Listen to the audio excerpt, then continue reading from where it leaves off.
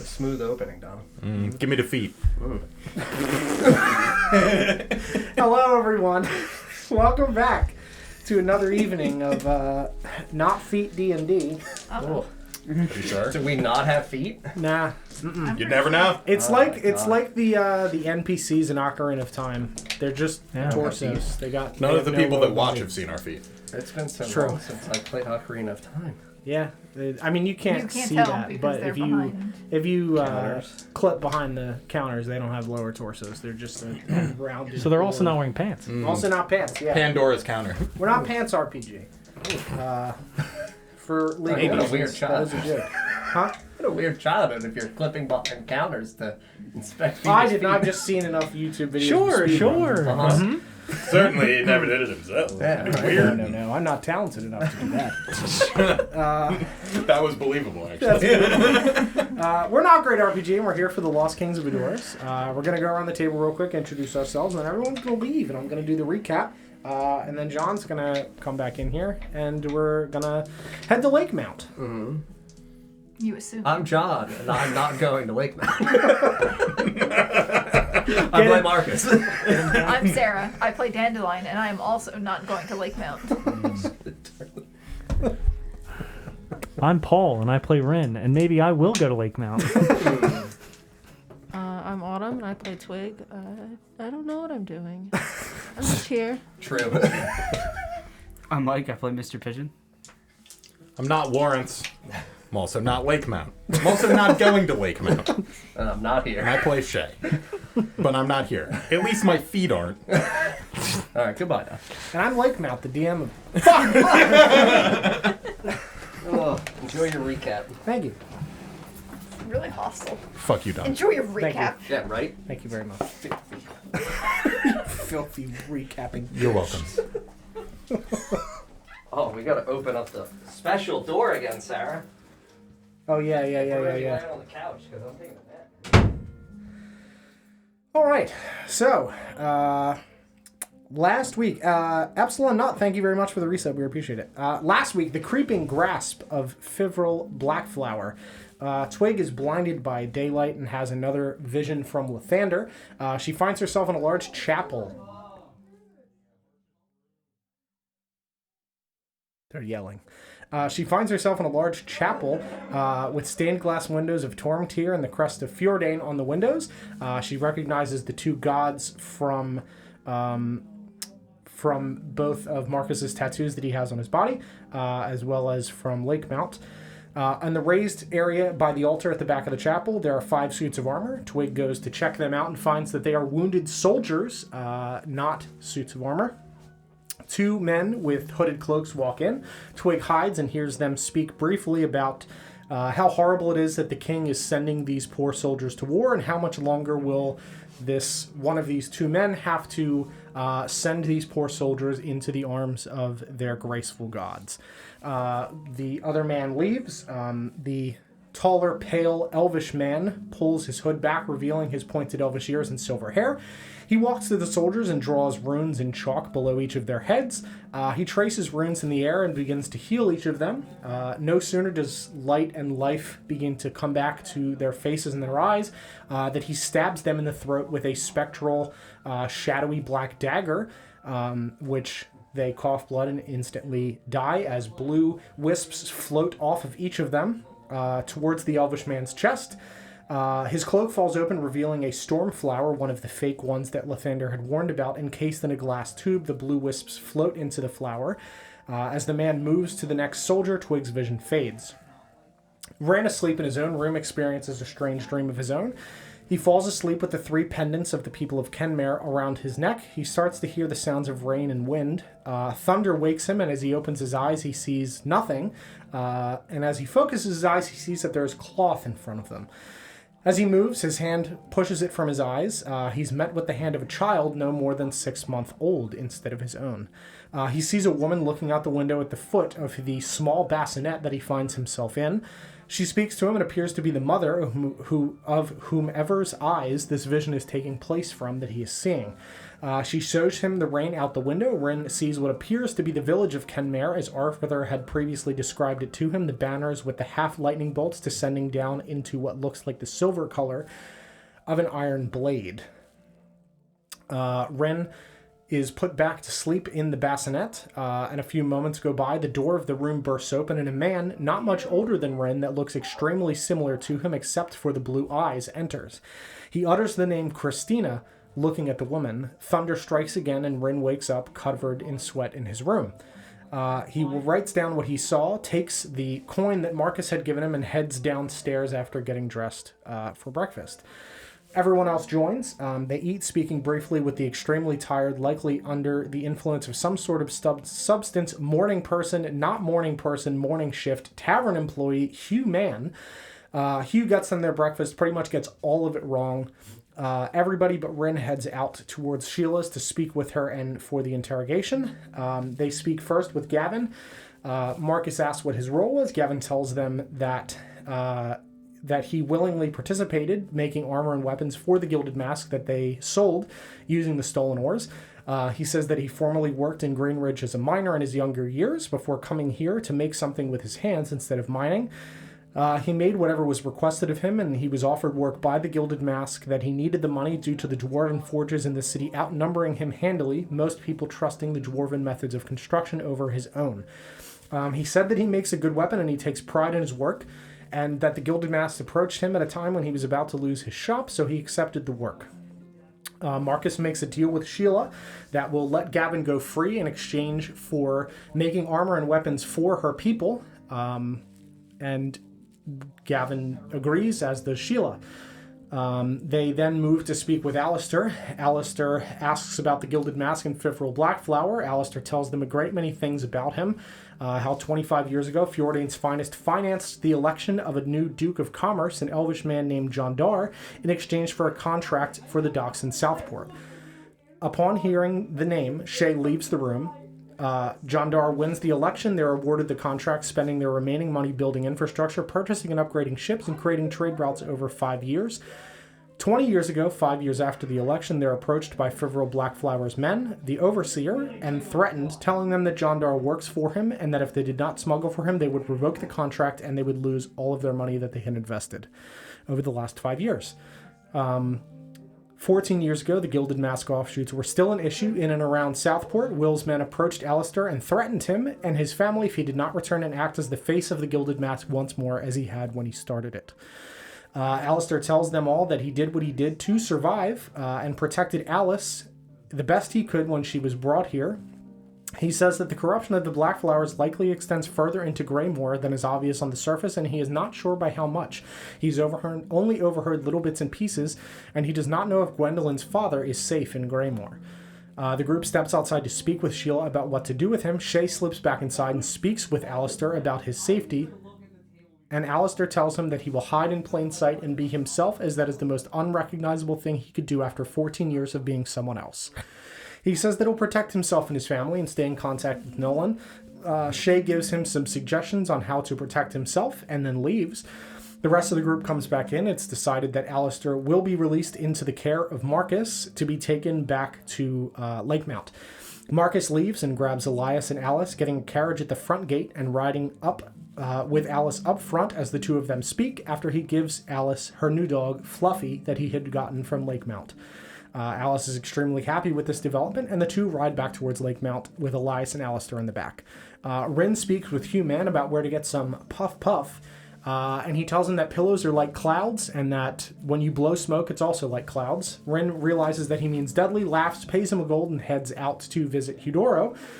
He speaks with him, purchases a bunch of magical scrolls, and asks about spellcrafting or spell altering. Eudoro tells him that there is a tiefling kingdom, 2 of them, across the Mistlands that are completely walled off to outsiders. There are gates that you can get in and they are not monitored, but it is ill-advised for you to go there because they craft and alter magical spells to throw at each other in the wastelands in between the 2 kingdoms. He's not sure that the knowledge has gotten out of the 2 kingdoms, that it likely has, and if Ren ever finds it, he would love to be told about it as well. Rin tells him that he will return and offers him to come to his home kingdom and teach and sell his magic there to people that more appreciate spells than the paper they come on. He heads to visit Dudley, has his clothing repaired in exchange for a new shirt while his are repaired. He purchases some Puff Puff from Dudley and asks about ships. Dudley tells him about the kingdom where he is from, the city where ships are built by artificers. He gives him a letter to give to someone there so that Rin's people can get a ship ahead of the others. Rin thanks him and heads out into the day. And we are picking up now with Marcus Shaw in Lakemount. Let me summon him.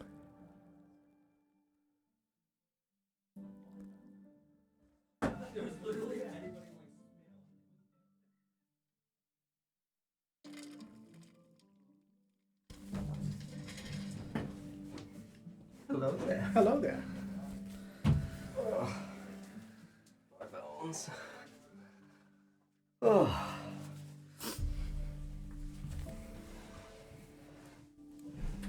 Ugh. I get to angle all this, dude. Just lean back. Oh, glorious. All the other microphones, All right.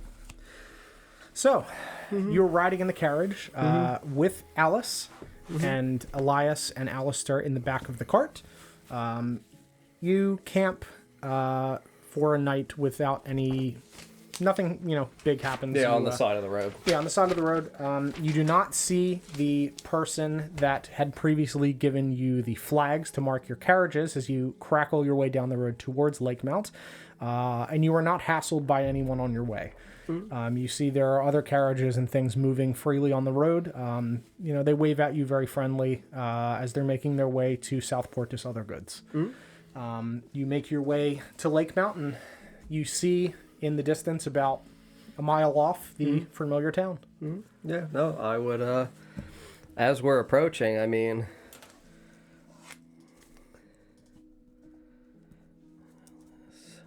let's try to figure out a good order for these people.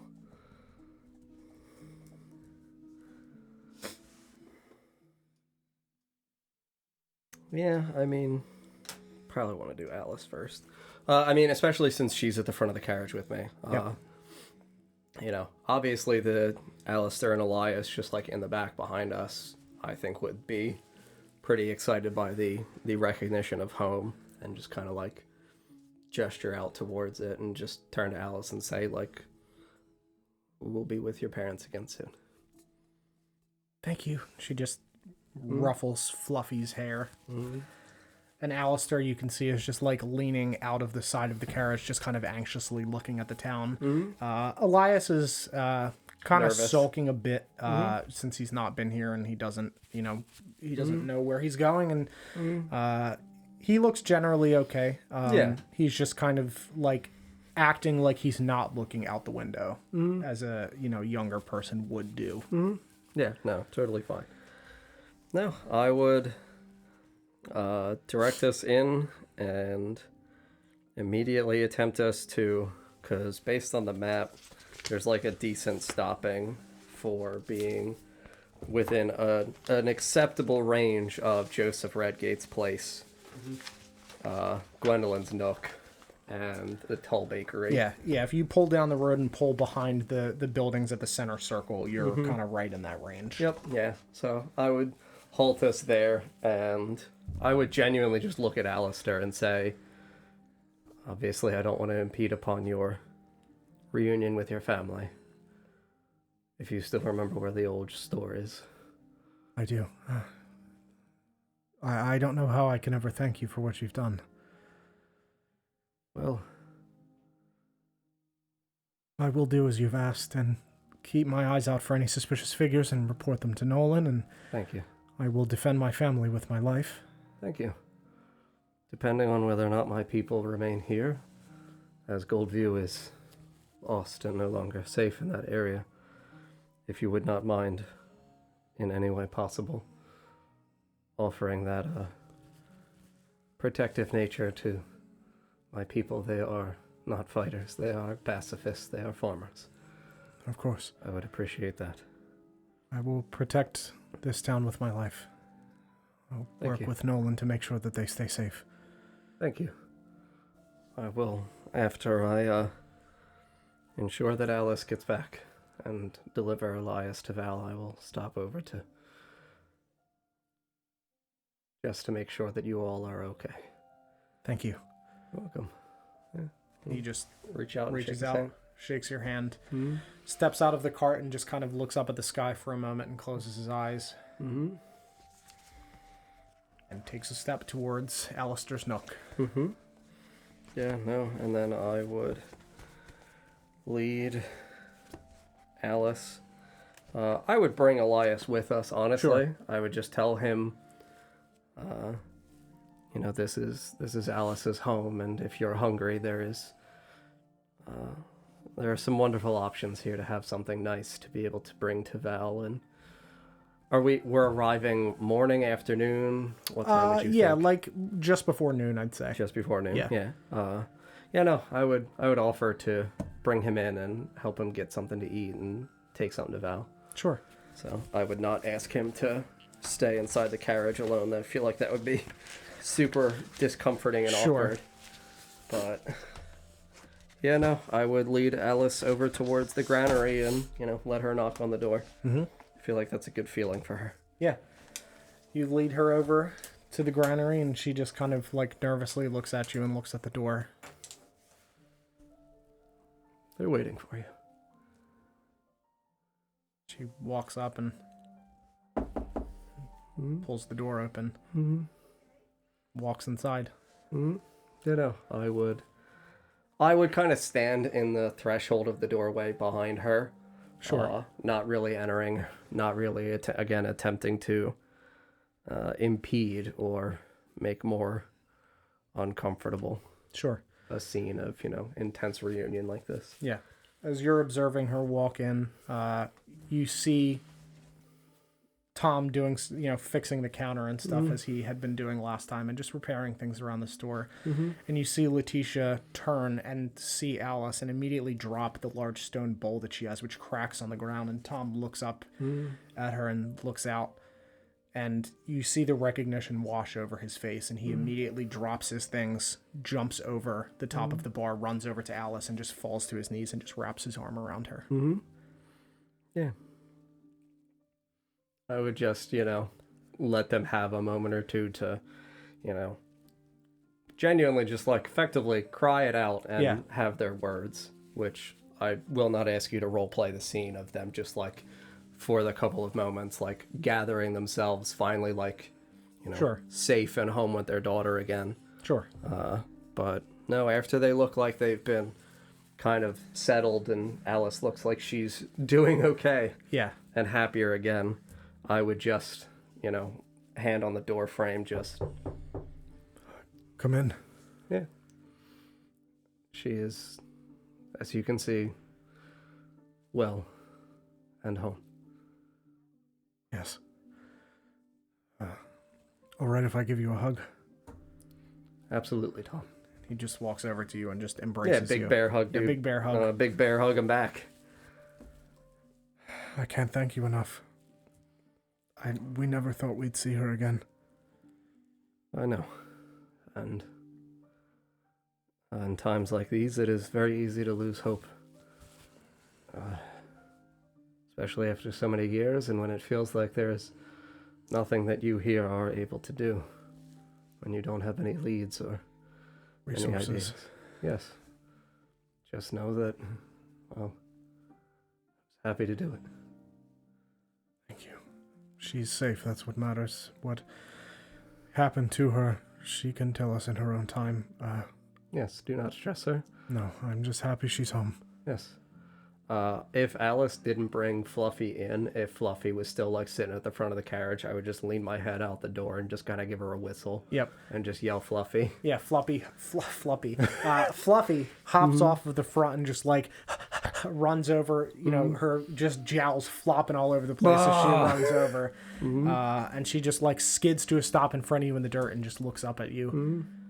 I would just kind of one finger beckon inside and over to Alice. And she scrambles on the dirt and runs inside and tackles Alice to the ground, and Alice just laughs and rolls around with her in her arms. Yeah, I would just look at Tom and Letitia and just say, You had told me before that she always wanted a dog, and I think that it definitely helps made her feel a bit more comfortable on the ride home. More like herself, she's got a lot of years to catch up on. Absolutely. And I hope you don't mind if Fluffy stays and continues to watch over her in my stead. No, I think that would be amazing. We certainly have enough grains to feed her. Yes, you do. Well, if ever you need my service again, sir, Marcus Shaw. And if you ever need ours, breads mostly, but Yes. whatever we can offer. Are you hungry now? I can make you something. If you don't mind, I've got another young man who I've got to deliver to a new home. I don't know if you know traditionally anything that Val prepares himself for lunch or if he's got any kind of usual, but we Sure. intended to go visit him. And I would lean again out the door and, just kind of back into Elias and say, like, it's fine to come in and introduce yourself and place an order for whatever it is you would like to have for lunch. Okay. Yeah, he just kind of steps out from behind your shadow through the doorway and walks in. My name is Elias. You have a lot of really good breads here, it looks like. Yes, we do. Hold on. Tom walks and hops back over the counter. What can I get for you? You said something that Val likes? Absolutely. And he pulls a whole loaf of seeded rye bread and sets it down on a cloth and wraps it up. This is normally what he gets. Very good. He eats it with his fish. Certainly. Put that aside. And for you, young man, that looks good. And he points at a Danish with a red cherry kind of Paste. stuffed Like a jam? jelly. Yeah, like Jam a jam. or jelly? Yeah. Sure. When you can see chunks of cherries in it. Very good. That looks really good. Of course. He pulls it out and sets it on a little wooden tray. Anything else? Marcus, would you like anything? I just point at the roll. I'm sure Val will have a fish for me Sure. if he doesn't mind sparing one, but I would love another seeded roll for myself. Of course. Absolutely. And he pulls freshly made. Thank you. Wrap that up for you. Yeah. And then I would just honestly pat Elias gently on the shoulder and just kind of gesture, from behind towards him to Tom and Letitia's direction and say, you ever need help? Elias is going to be staying here with Val, and I don't know whether or not Val is going to have sufficient work for him to do every single day, but Elias is a good young man and definitely would be, I think, happy to help you. I'm sure we could use a part-timer around the shop. Somebody to watch over Alice a little bit as well, too, and make sure she doesn't get lost again. 100%. I'm just going to wink at him from behind Elias and say thank you for understanding. You're welcome. Yeah. I would grab the things and give the family a wave and lead Elias out the door. Thank you, Marcus. You're welcome. My people are going to be staying in Lakemount for some time. They are very practiced and experienced farmers. I do not know whether or not there's going to be sufficient land in Lakemount here, but I intended to see whether or not Josiah had any other crops that are a bit more edible, Yes. that perhaps they would be able to assist him and, have a bit more of a fertile field here in Lakemount to support everyone. Yes, if there's they're very experienced then. Yes. There's a difficult patch of land north of Josiah's farm. Before the herbs? Yes. Okay. Uh, The place where we went with the cows. yeah. Sure. That I think would be perfect for some wheat and other vegetables and things. Fantastic. If they can help make that soil live again, I think that would be a great job for them, especially if they're as experienced as you say. Yes, they are. Good. And I'm sure, just hint at that to Josiah. He probably won't bring it up on his own. Yes. But, Thank you. of course, Yeah. anything you ever need, just send a letter and I'll send rolls. Thank you. Of course. I'd wave and head out and close the door behind us. Mm-hmm. And then go on over to Fisherman's Hollow for Val. Mm-hmm. Yeah, you make your way through the town, and you see Nolan like talking to somebody, and he sees you, and Marcus Shaw. I would give him a wave, yeah, absolutely. Good to see you again. Didn't think I'd see you again so soon. How are you? Definitely been a very exciting and laborious several days, but it's good to be back, if only for a day or so. But things in Southport are definitely looking a bit more clear for Sheila. That's good. That's very good. I appreciate you, as it seems, welcoming my people. Yes, well, most of them are housed with Joseph? with Joseph. We've set up some temporary tents in the fairgrounds as well for the you. rest of your people, and we're working with Felix to get some houses started. Thank you. We've dedicated some space just outside of town to extend our, a little own housing district, I guess. Yes. To fit the additional people. Trying to keep the families together and make families of the ones that don't have them. Thank you. Of course. Yeah, no, I'm going to pull out...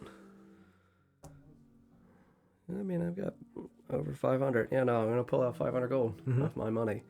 And, approach him and just extend it and pouch out to him. I'm not certain remotely what it costs to build things of this nature, but if it exceeds the 500 that I have with me today, I will happily return in a month or so with additional.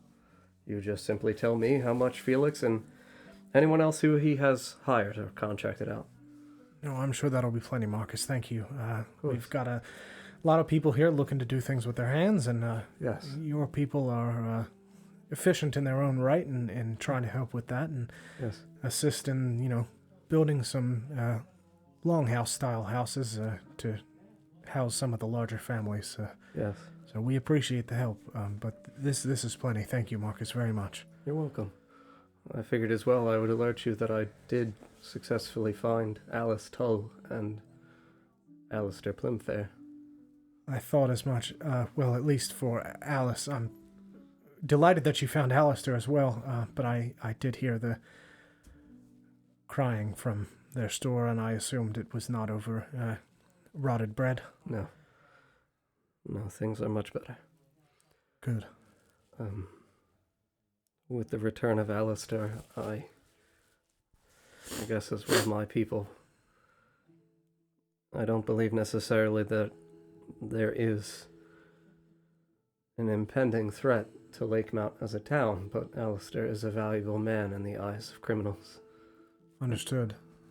I believe that after my people are successfully stationed in homes, that they would be happy to assist in constructing, at least in some regard, some kind of additional primitive walls, and I would gesture at the thoroughfare where they've got the simple wooden structures, just to I guess provide at least some additional protection for this town.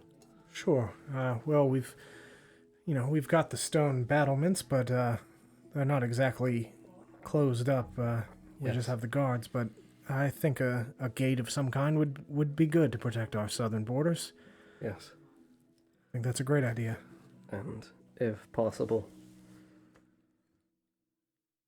are there battlements as well on the north? Because when we left Josiah, I don't remember us going through anything. I don't see it on this. It's not. No, Okay. There's nothing on the north. It's I would just the want to bottom. make sure that they're northwest, because obviously they've got the water source there. Yep. But just to give him the obvious understanding of after my people build these farms, ensure that there is genuine protection, like an enclosure around, even if it's just an 8-foot wooden fence. Sure. Yeah, these were built when this was the southernmost point Barrier between, or rather, this was built when the land switch happened because the river lined the other original border.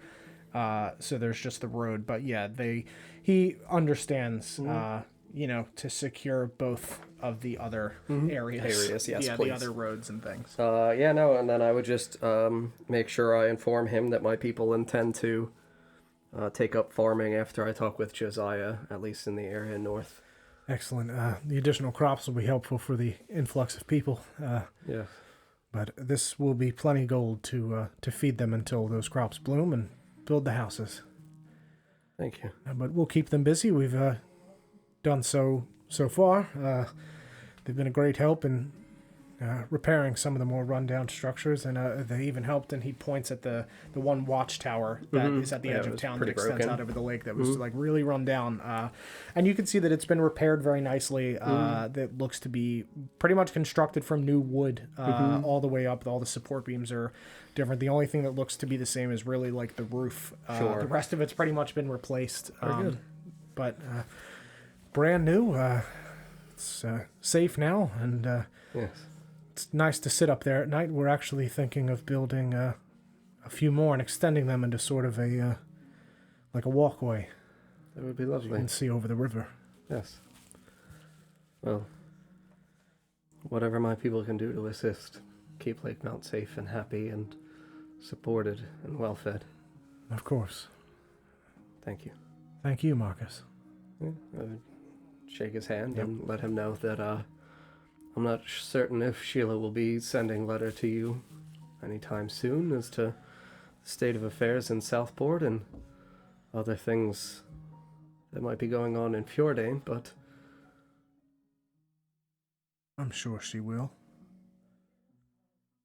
if ever you need me again, Nolan, I don't know for certain if Sheila will be able to easily find me. I'm going to be going to Greymoor after I return to Southport, but if you have contact inside of the city of Greymoor and you do need me urgently, someone there will be able to find me.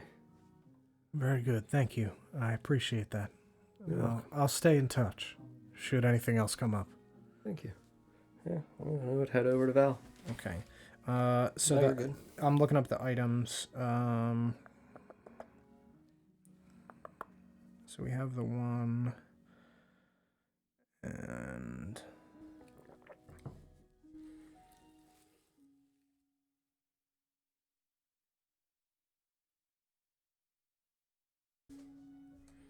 right, got it. Okay, cool. I had to look up your items.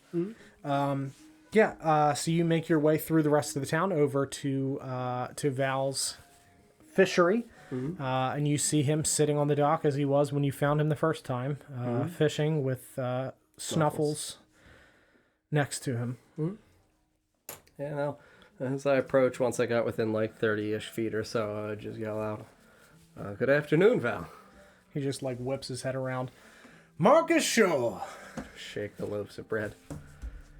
a good man. Care for lunch? Yes, come on in. Yeah.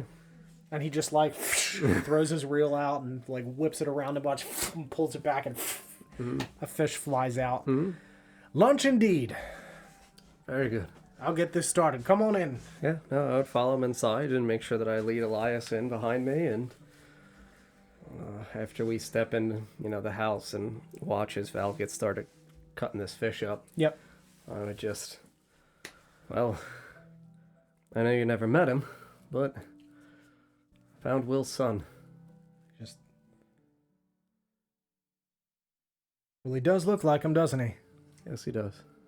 Where'd you find him? Southport was Will. How'd you find him? How does he have a son? I don't think I need to explain the second part to you.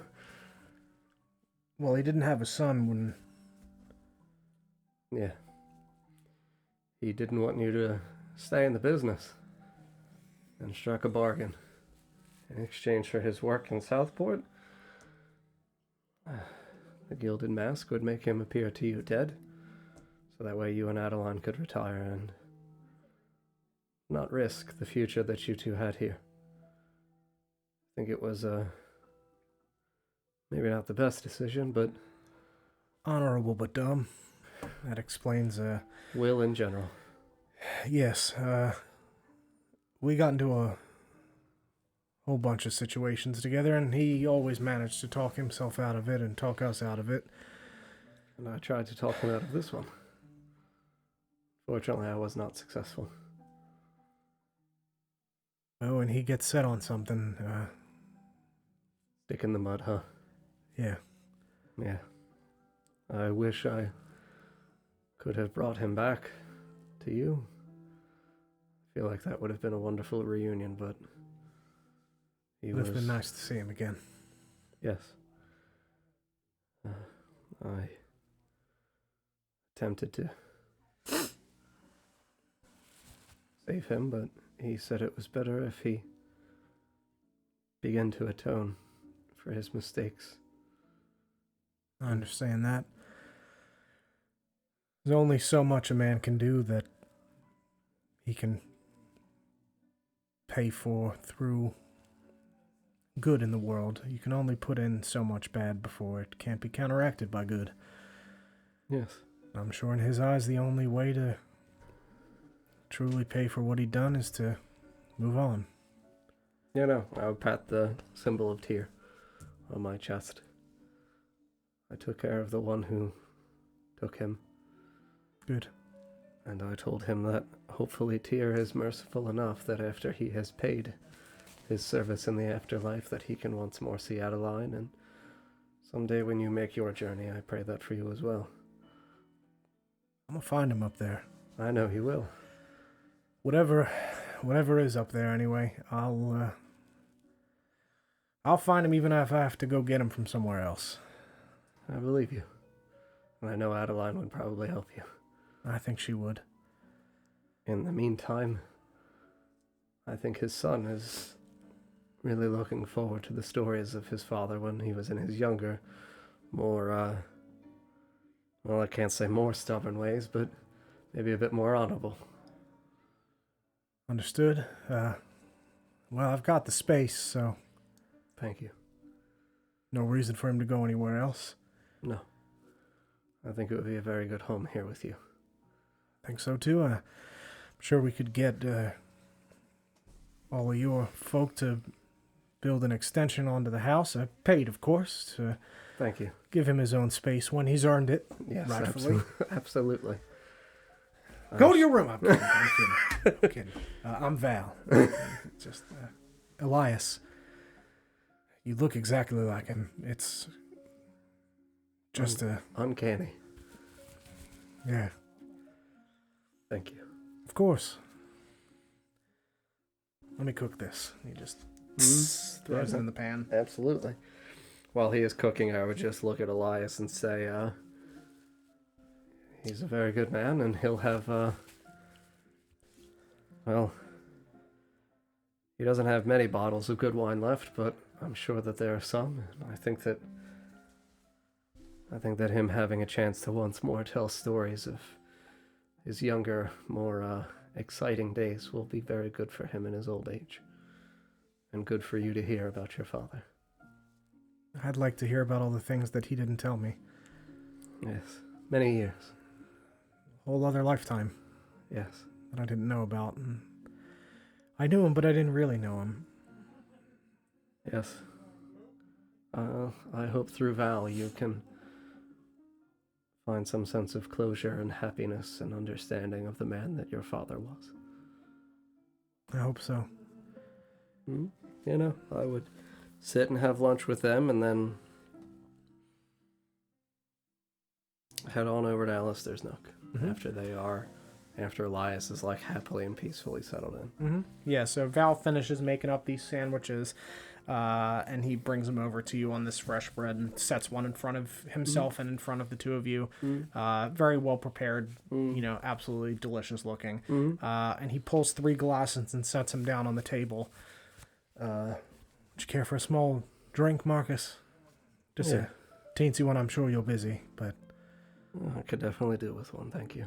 of course. And he goes into the cabinet and like pushes some other bottles behind and goes to the back and pulls out the bottle that you guys had brought from. Was saving this for something special, but now seems as good a time as any to crack this open. Absolutely. He just pops the cork out and walks over and pours you like half of a glass and pours a much bigger one for himself and pours a little bit for Elias. And corks it back up and sets it on the table. To Will. To Will. Yeah. Downs about half of it, and you guys eat and talk for a bit. Yeah. And then you head out to Alistair's nook.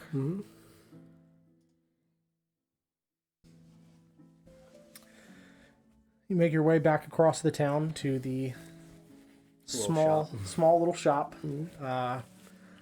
And you can hear just like laughter inside as you pull open the door. And Alistair turns and sees you, and Gwendolyn looks at you and just like walks over to you and gives you a hug. Yeah, no. I would give her a good hug back and just kind of pat her on the back and just say, I'm happy that your family is restored. Thank you for bringing him back to me. It's been a long time. I never thought I'd see him again. I understand. I knew there was a chance, but I didn't even know if he was alive. Neither did I at first, but we heard leads and rumors, and it made me feel more confident, and I never intended to give up on the man once we entered Southport. You should know, and I don't know if he is, well, your husband seems like a very humble man, but he is the one who kept Alice Tull safe the last few years. I only tell you so that you may stay certain that your husband was and is still the man that you knew. I'm glad she's alive also. Yes. I feared for the worst, but Charlotte will be so happy to see her again. Yes, she will. If there is ever anything else you need, Gwendolyn.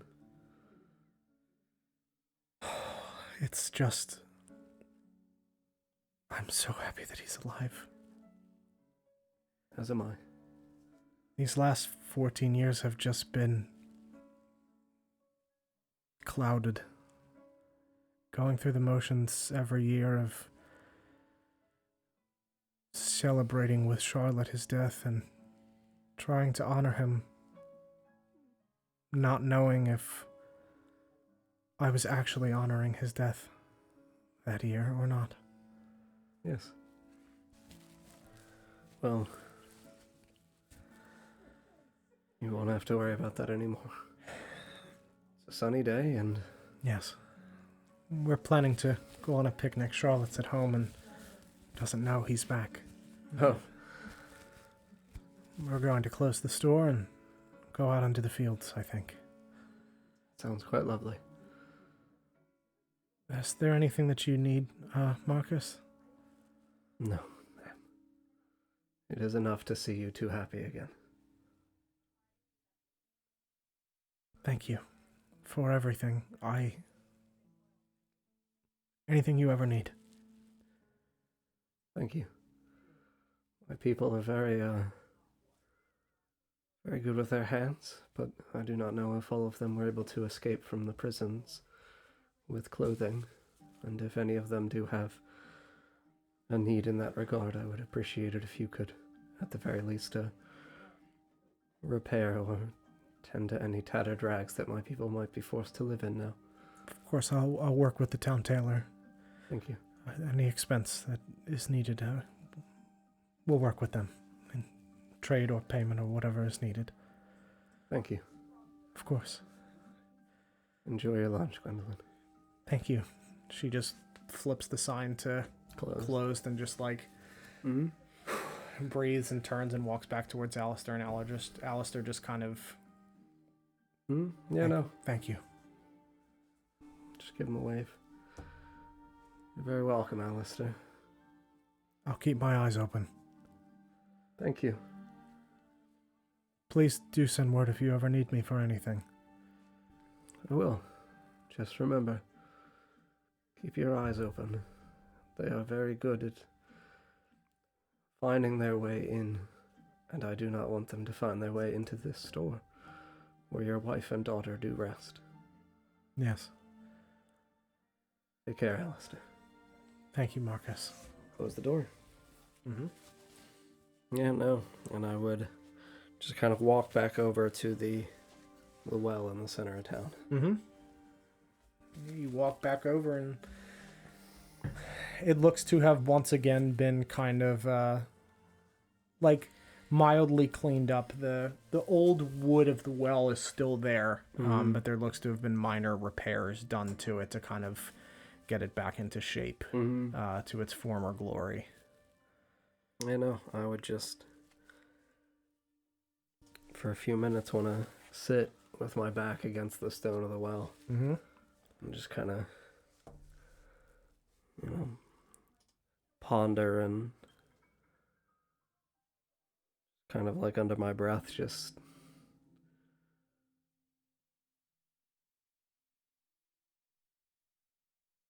I hope that there is peace here for these people. And I do not want to risk any of them by bringing Alistair back here. But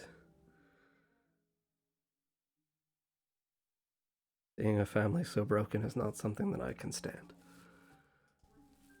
And I would just kind of like put my hand on the edge of the well as I stood up. Well, you are ever more powerful than I am, dear. And I pray that you keep your people safe, as I will do my best to find more of them and return them here to you, in peace and harmony and sanctuary. Yeah, and as you stand and say that final sentence, you hear a voice ring out. He will watch over.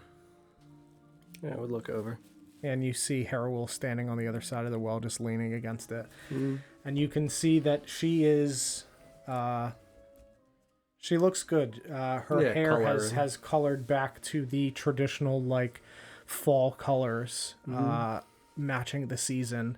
You can see that she's got leaves, like, woven into her hair and fall flowers kind of woven in between them. And she's got a new set of, like, comfortable silver robes matching the color of her hair originally. And her skin looks a bit more normal as well, and she just reaches down with a cup and dips into the water.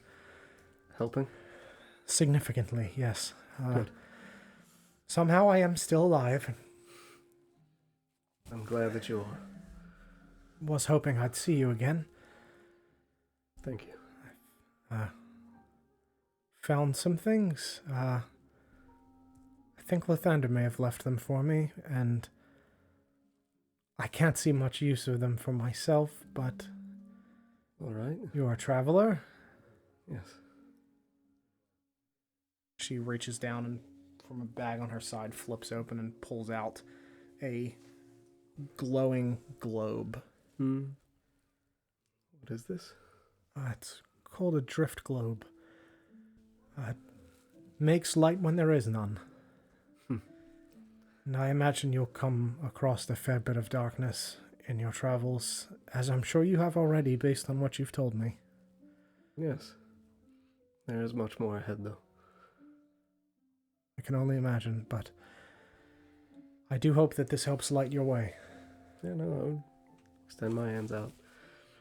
Thank you very much, Adoris. Of course.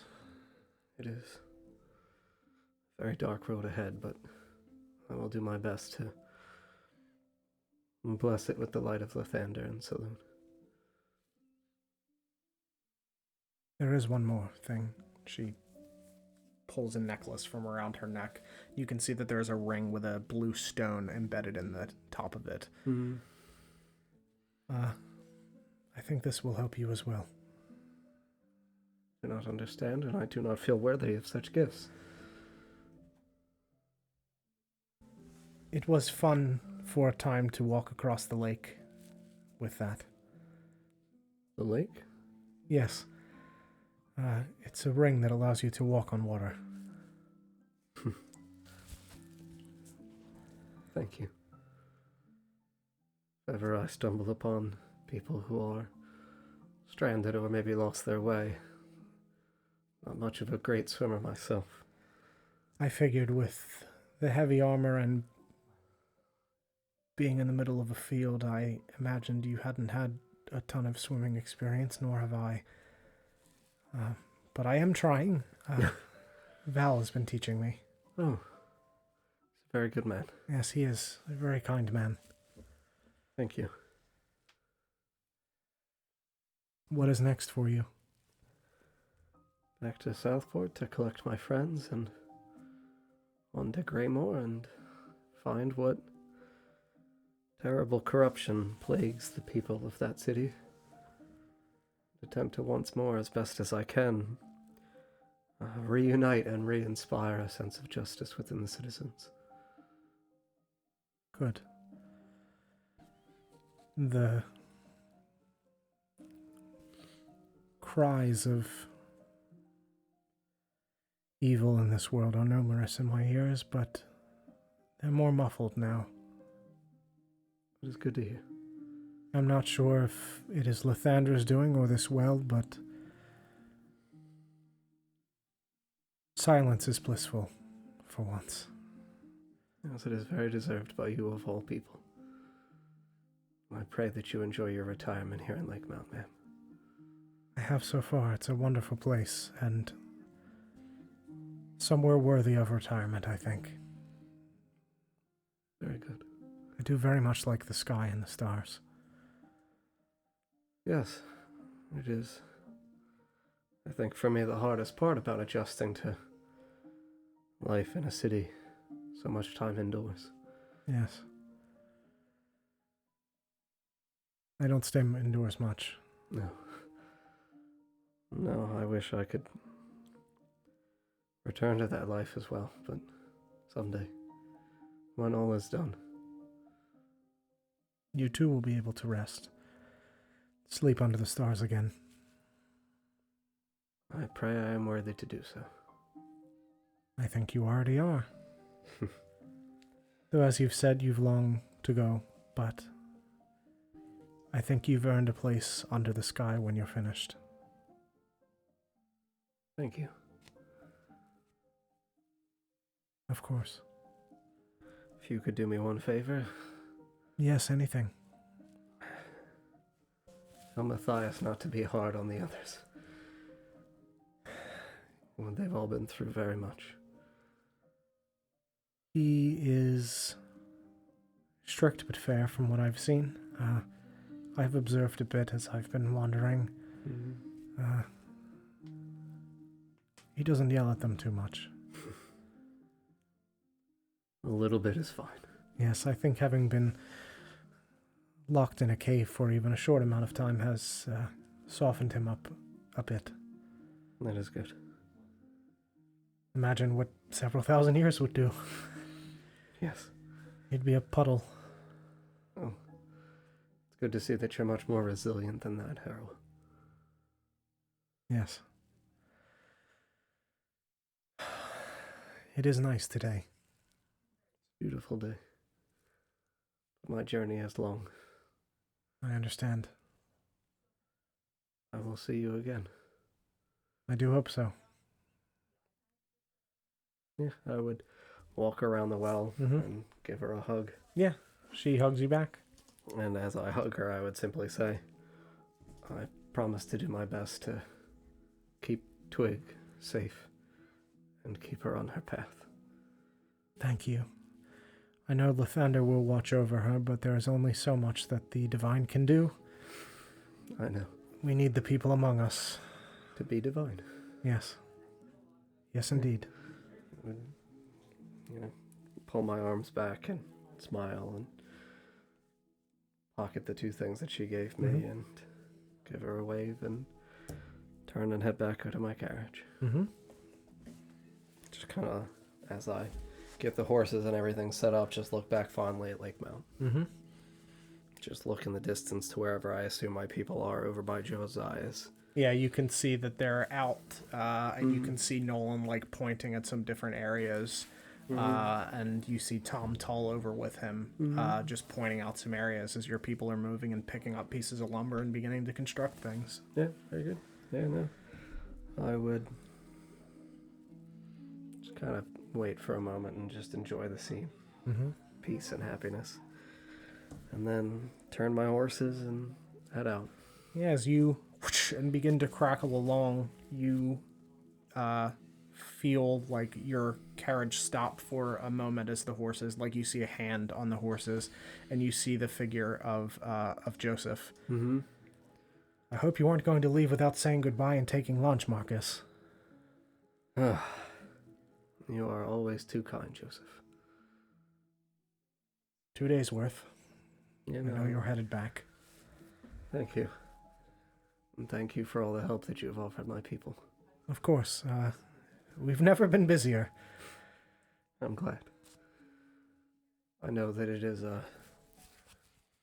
not a thing that feels fair to ask of you, but should danger ever present itself in Lakemount, however you can, please keep Alistair and the others safe. Of course, I think I still remember how to swing a sword again. And anything for the son of Marcus Shaw III. Thank you. Of course. Tankard of ale for you as well for the road. You can see there's like a big cork like stuffed into the top of it. Yeah. Yeah, I know. I would smile as I take the cork and set it down next to my lunch. Well, I intended to probably push through the night, but just tap the cork. Definitely not now, Joseph. Well, I'll expect that back someday, so you'll have to visit again. I will after I settle things in Greymoor and restore the honor of my family name. I'll look forward to that day. As will I, friend. Safe travels, and he just pats the horse as you begin cascading off into the day. Very good. You want exclusively Paul? No, I'm gonna just do it with everybody. Okay. Yeah.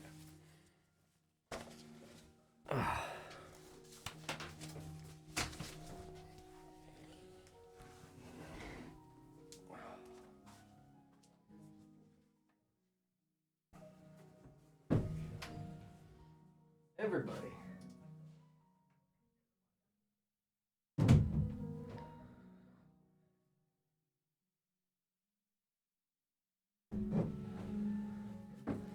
Cause it's everyone and me. I'm going to steal my information in the middle of the conversation about it.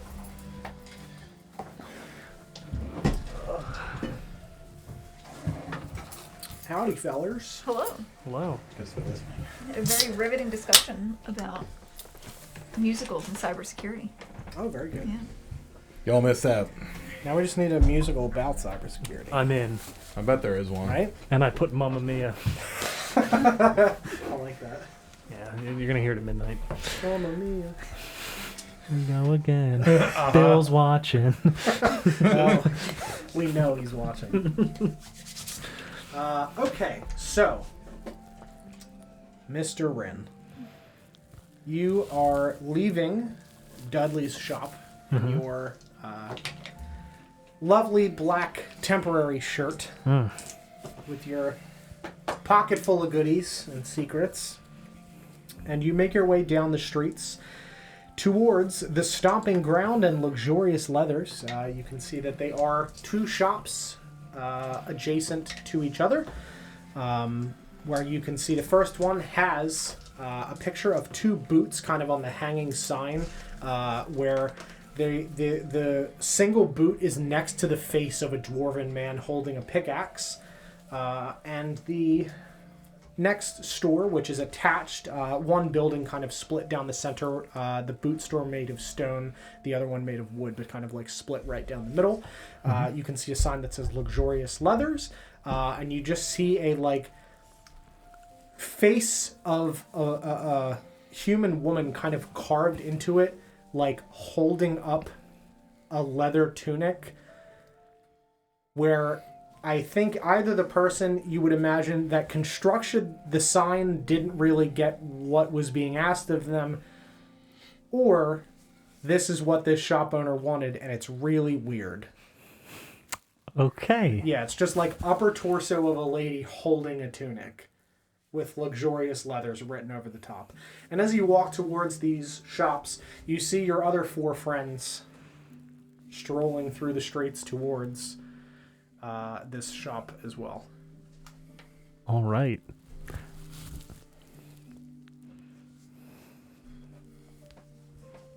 Hello. Hi. Young master? We're all out and about today. How's your day going? Pretty good. Can't complain. Good. Better than earlier. If you want to talk about that at some point. I'm good. Understood. You're going to the shoe store? I'm definitely going to the shoe store. I don't know what that one is. Is it a shirt store? I don't know. You see a woman stick her head out with like dirty blonde hair and like really wide eyes.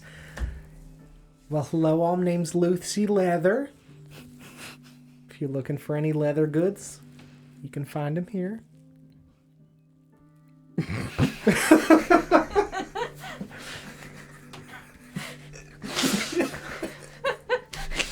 That's good.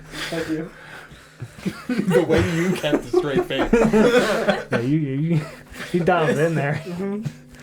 I wrote this character down I 2 can weeks tell. ago, I can tell. so it's been bouncing around my head for 2 weeks. You're like in the shower. Hello, y'all. I'm Lucy Leather. Sarah can confirm, but won't.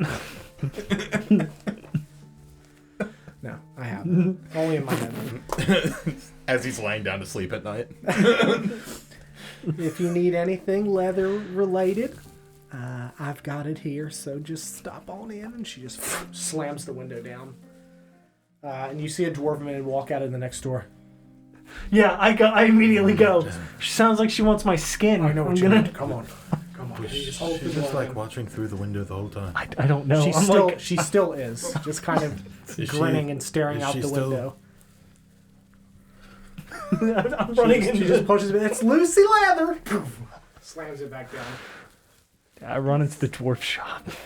Guess I'm going into the shoe store to get away from the crazy leather lady. Two of you walk in as well. I'm very Yeah. curious about what's in the leather shop, but everyone else left. You can go find out on your own. Go ahead. And that was how Dandelion got kidnapped. She's gone now. Are you Time going to roll a in new the shoe character. store? Yes. Okay.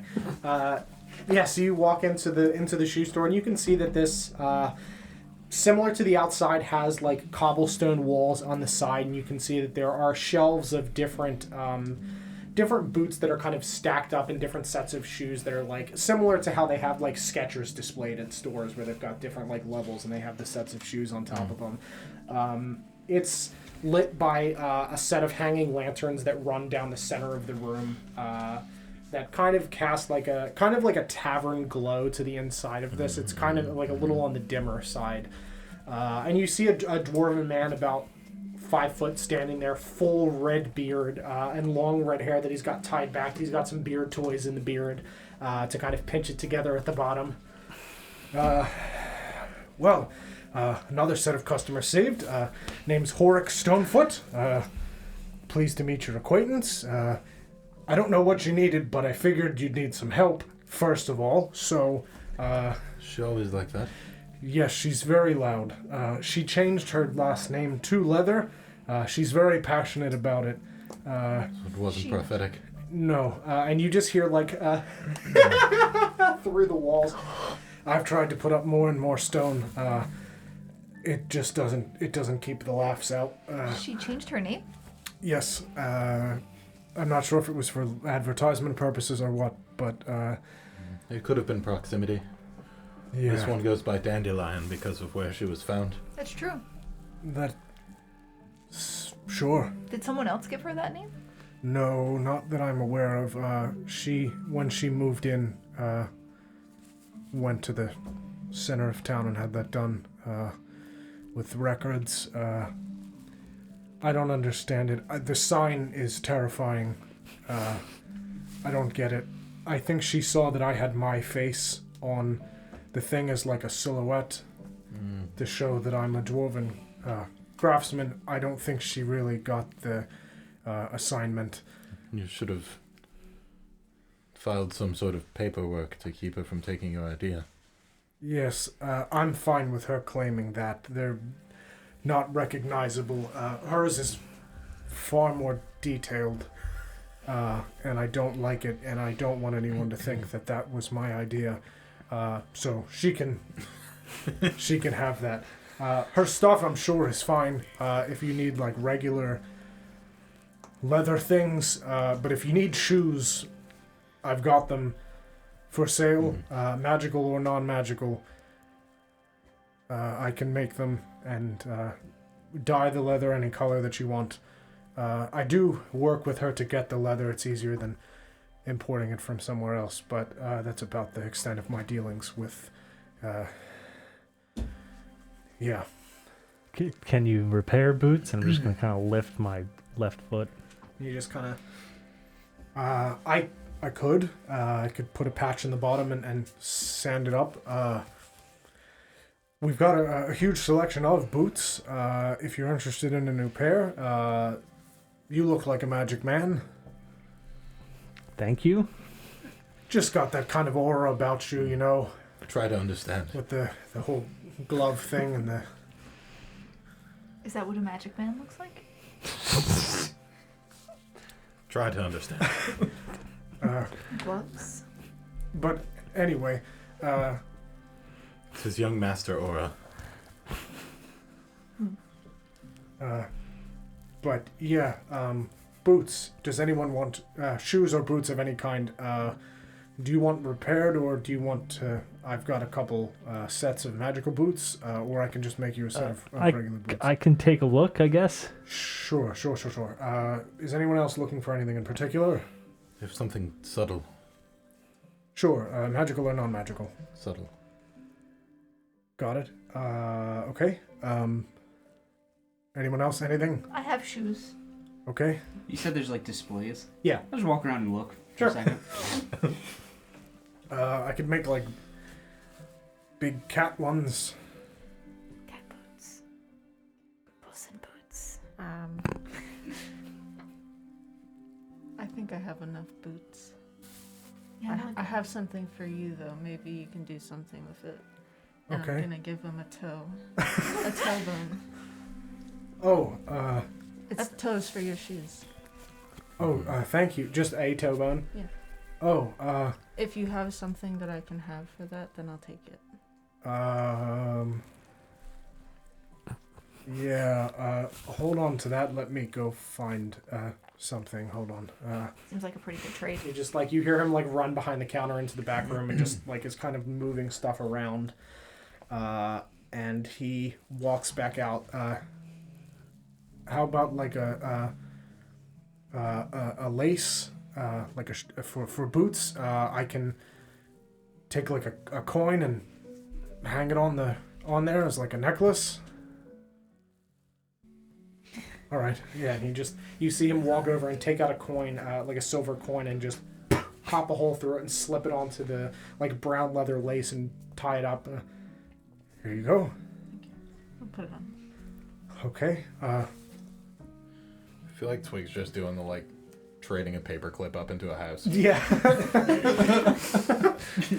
Trade me anything for this toe bone? We're gonna walk into the next store. She's gonna be like, "You got anything for this coin on a shoestring?" That's the best you can do. It was worth 1 silver before you put a hole in I'm it. trying to trade up, you know. It's like weirdly enough, I can give you this toe bone. I'll trade you this horse for your kingdom.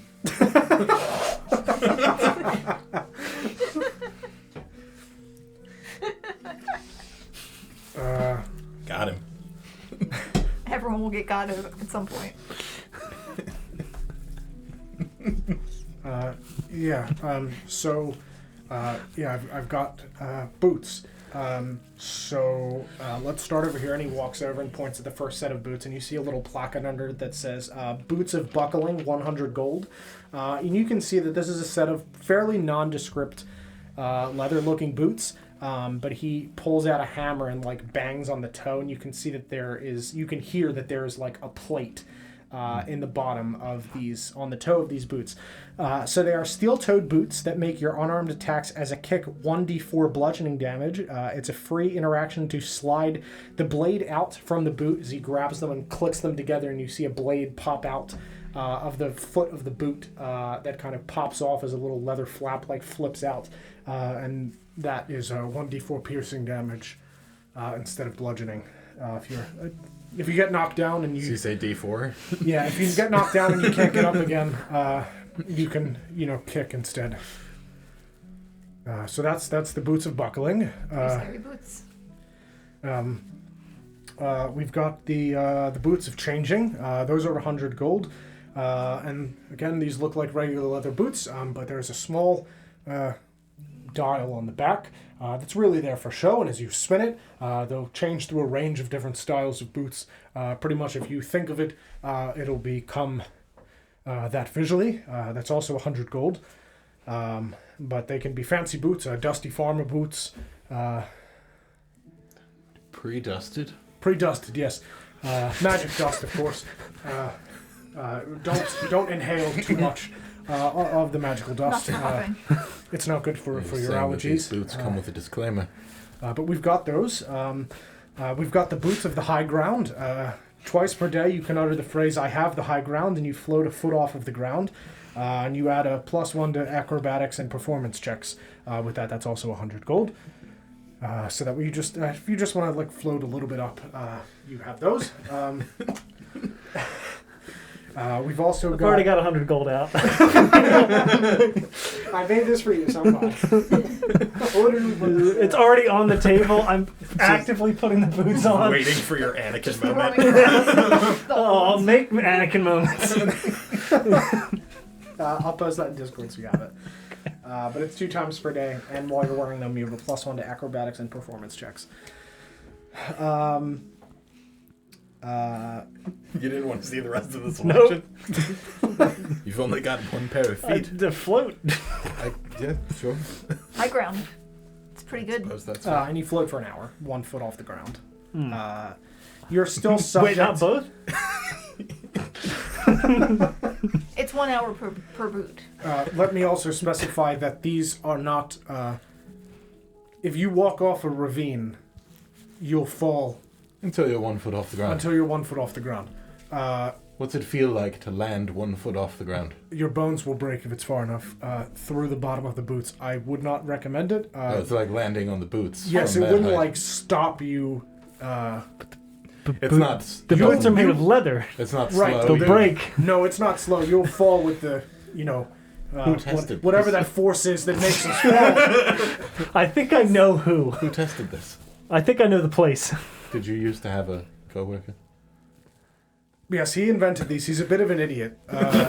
He is in the hospital right now. He did break both of his legs. But otherwise, they're great. They just, you Just don't do that. if you walk across liquids, you'll still sink into them until you're a foot above whatever the bottom of that is. It's more of a visual thing. Just to, if you want to be a little bit taller. And just, Calling me short. I got it. No. I mean, you're very tall. For a short man. For a short man. I mean, I'm only 5 foot tall. You're taller than me. So you're Yeah, very but tall. you got, and I'm just gonna slap one of them. Well, yes, these are my ancestral beads. I brought them from home. How far away is that? Oh, very far. It's across the Mistlands, clear on the other side of the landmass. These are actually from our original home on the other side of the mountains that people don't really go to anymore. Frostholm. Why don't people go there anymore? They had to leave. Okay. You don't have to talk about it. It's fine. Yeah, it's. I don't know the full story. I've never been there. But these were given to me by my grandfather.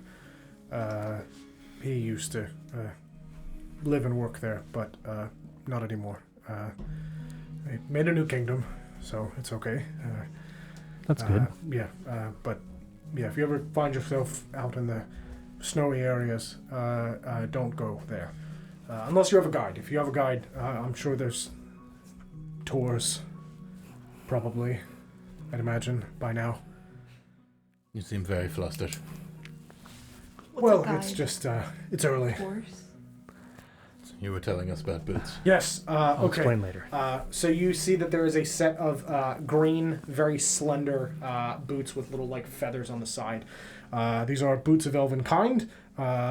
While wearing these, you make no sound, regardless of the surface that you're on, and you have advantage on stealth checks that rely specifically on moving silently with your feet. And those are 300 gold. And then you walk over and you see a set of slippers with a spider knit into the top of them, and you can see on there as you're like looking at them and inspecting them, you do see DK for Dudley Kessel, not Donkey Kong, stitched into the top of the spider that has been added to these slippers. And you can see that like the slippers themselves definitely had the picture of a spider like on top of it, but there's like kind of with thread like this like 3D big like fucking puffball spider on the top of it with the legs like hanging off the side. Just looks like a Halloween decoration on top of the slippers. These are the slippers of spider climbing. You can move up and down and across vertical surfaces and upside down along ceilings while leaving your hands free. You have a climbing speed equal to your walking speed, but you can't move on a slippery surface like one that's frozen, so they won't be of any help if you go into the snow in Frostholm or anything like that, or if they're covered in oil, but those are 500 gold for those. Or we've got regular boots for 10 gold that are not magical, and I can make them to any style and color that you'd like. But those are what we have. The boots of the high ground, he just pulls them off and... They're already on my feet. Oh, okay, great. He goes to pull them off the shelf, and Yeah, I do have multiple pairs. There were two made. The one that he fell with. These aren't. No. I'm gonna insight So check. the other I'm insight pairs. checking the shit out of that. Sure. Am I though? It's 10. It doesn't seem like he's lying. I'm gonna check the soul. Just double check, Yeah, soul looks clean. for any No, soul looks good. residual blood. I guess. The soul looks good. All right, yeah. But we do have another display pair if anybody wants to purchase those as well. But yeah, that's those are the wares that we have, and we can customize them again if you need them for larger cat-sized feet. these elf boots, Yes. they're kind of showy. Can you make them look a little more like normal boots? I could like wrap them in leather. Yeah, sure. Take the feathers off. That would probably do the trick. Sure, Do you not need the feathers? like a I casing, don't need the feathers now. like a slipper for the boots. Yeah, I could do that for an additional 20 gold to customize them. So 320, Sure. right? And that'll take me a few hours. Can my friend here have the feathers? Sure. And he just pops them off both sides and hands them to you. Stick them in my hair. Yep, they're like golden, like gilded feathers. Oh, they're not actual feathers. They are, but they look to have But been they're golden. painted or encased in gold. Stick like one gold in my leaf. hair. I'll put the rest in my bag. Very good. There's 4 of them, you said? Yeah, 4. Point at the slippers. Push Sure. forward a small bag of money. Yep, 500. Okay, I'll put 500 in it. Make sure it's 500. Yeah. And, yeah. here you go. Look them over and slip them on. They're comfortable. They're good for sleeping. Don't sleep upside down. You will fall. Don't do that. Not walk up the first wall in this place. Yeah. You watch as Mr. Pigeon just walks up the side of the wall. Just do. Just do a little 360 around the room and My eyes are gonna get really big when I see that. How many toes for the spider feet? I'll take out all of my toes. That is quite a lot of toes. I would have to do gold for those. I'm sorry. They're expensive. Dig through my bag, pull out everything I have, which is only 25, but that's enough. Toes in the discs.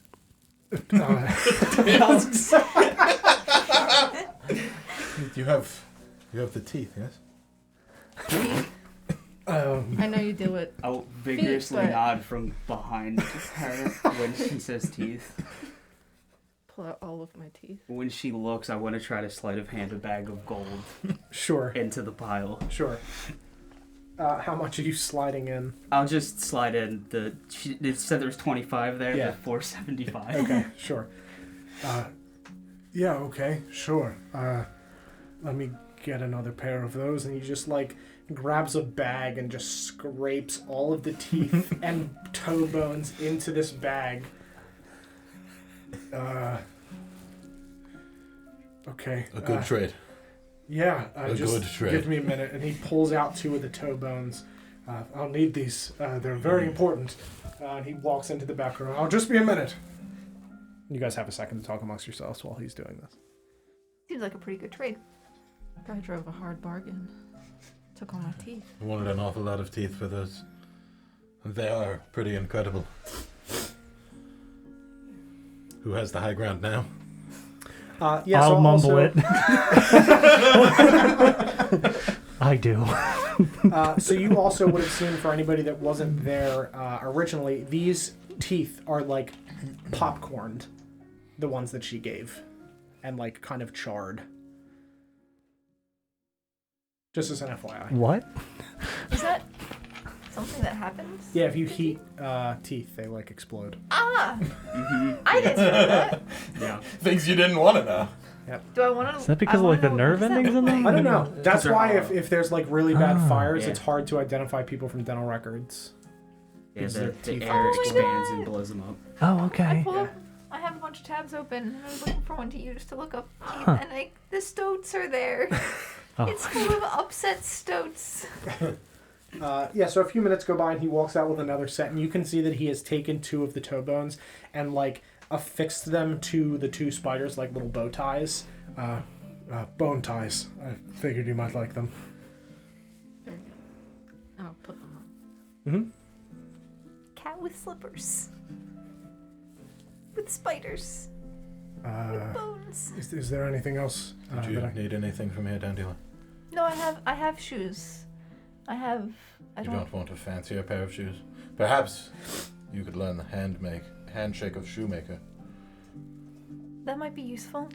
Then you might be able to get the shoes at a discount. I don't really need new shoes. Mine are pretty. Mine are. You never know when you'll need new shoes. All of the searching for secret compartments. What? You heard me. Will, Okay. Will the secret compartments take my shoes? No, the searching over time will They might though, deteriorate the shoes. My shoes will deteriorate. if you like step on it. What? This is my first pair of shoes. You know, like a trap. If you step on it, it'll pop the shoes right off, and hopefully not with your foot with Do it. you have anything that can prevent that? Yeah. Then I'll just point down these. Well, if the trap activates, you would still fall into the trap if it's more than What a would foot trigger deep. it? If somebody else stepped on it, or your friends like threw something at it and laughed at you. Seems I'm not oddly saying they specific. would, but Are you? Like What an happened to you? experience? no. I'm not saying that they would, but just trickster. Shoe boy broke his shoes again. You know. Now that I think of it, that first pair that he showed us had a secret compartment for the blade. That's true. That's very true. So I guess even shoes gonna have secret compartments. How many shoes are in this room? Oh, that's a lot. There's like 20 pairs of shoes. You should probably look. He told us which ones had the secret. Are there? It wouldn't be a very good secret if he I told us about all of them. could install like a removable sole if you want to hide something in there. Not like a human soul. Like Can you do that to my shoes? Take the bottom off. Why Could you human? modify Dandelion's shoes for the secret compartment? Sure, yeah, I could put a bigger sole like wrapped around it. Yeah, absolutely, I don't. sure. I don't want them to be. They're very. Her shoes are very pretty. They look Okay. like leaves. Can't change them, Okay. but they need a secret compartment. Sure. I think I could make that happen. If you're not capable of doing No, this no, thing, we I can... absolutely, I can. It'll take a bit of doing, but 20 gold, I can add little pockets in your shoes. Into my shoes. Okay. Probably be about 2 hours for Do you have a pair of shoes she can borrow in the meantime? I don't need another pair of like shoes. rental shoes. We're going bowling. shoes. Yeah, we've got like leather bags. This is not a bag feet situation. Those Isn't it though? those are perfect. Yeah, here you go. You just kind of Yeah. you just cinch them shut, just to protect your soles of your feet. You know. Protect your souls. Yeah, protect your soles with these leather bags. They're I look elongated. very concerned at this point. Yeah, they're not actually bags. They're like it's literally a shoe, but with just like a pole thing at the top. They really could have just been shoes, but they're not. Like something like a jester would wear. Yeah, kind of. Yeah. Wait I a don't- second. I That's don't great. really. I don't think I need those. You sure? You can give them back after you're done. No, You rent them. I don't think I need them. Okay. Do you want a pair? You kind of, the whole clown thing. Just like mirror the gesture back. They kind of, I could put a little like honk thing on the end. Of the slippers? Yeah. No. Yes. Of the shoe bags. He already has shoes. Just in case you need to take the slippers off and you want to put on something more comfortable for walking around and hiking, and if you want to like honk and scare off animals and things, it could be helpful. I think we'll be back in a couple hours for the shoes that you're modifying. Sure. How many shoes? I only have 2 feet. Sometimes you want to wear different shoes Why would I want to wear different shoes? because you're feeling different that day. Or it's a special day, or a special occasion, or perhaps you would need them for a very specific handshake. Speaking of which, you were going to show Dandelion the handshake of a shoemaker. Yes. So Everyone's still on board with this. so you gotta have so these bags, you just kind of and then you kind of clap them together to make a lot of noise. Well, it's awfully rude of you to be doing this without giving her the bags first. I'm sorry. And he walks over and like scoops up because he doesn't have any access to his fingers, and just like sets them in front of you. I just put those on. I can help if you want. I'll just stick my hands in the shoes. Tie them up a little. Yeah. So you just you clap them together and you make as much noise as you can, just like, and then you slap them together to make as much noise as you can, like with the other person. Is she making this noisy?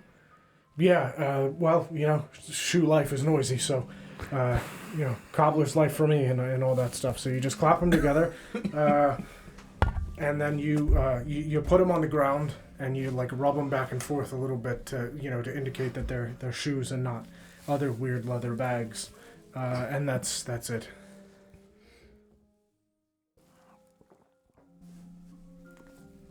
Is there a discount associated with this handshake? It depends on the cobbler, whether they like peach or blueberry cobbler. So is there a discount here? No, not today. Only When? on next month. Next month. All of next month. Yes. Yeah. It's a 5 gold discount. What's your return I policy? will let all of my friends know Great. that if they come in with this handshake, they will have a discount on Yes. their shoes They'll have to buy for the the. entirety of next month. Yes, they'll have to buy I the will bags. inform them that the bags were free today. Well, yes, free today. for this particular instance, but supply and demand never. He doesn't have any friends. It's fine. Sure. Friends in high and low places. Yeah. And they are leather bags. I'm sure your neighbor would be glad to supply. Well, it's not the same leather. We should go let her know. It's unique leather. You already said you get your leather from her. I did. Okay. We'll be back in a couple hours. Yes, thank you. Have a wonderful day. Don't break your shoes, shoe boy. I'll try not to, thanks. Just wave Oh. by with shoes on my hands. Mm-hmm. Yeah, you guys walk As outside. soon as we get outside, I'm going to turn to Shay. Did he say something about the human soul? He did seem flustered, yes. I don't. You guys heard that, right? Oh, I'm sorry. I'm going to help you. I don't like that handshake. It was a very strange one. I could have sworn that the other one was the weird one. Is she watching? Yeah. I'm gonna thaumaturgy get shot. When it opens. Opens the door. Hi. Nope, that too.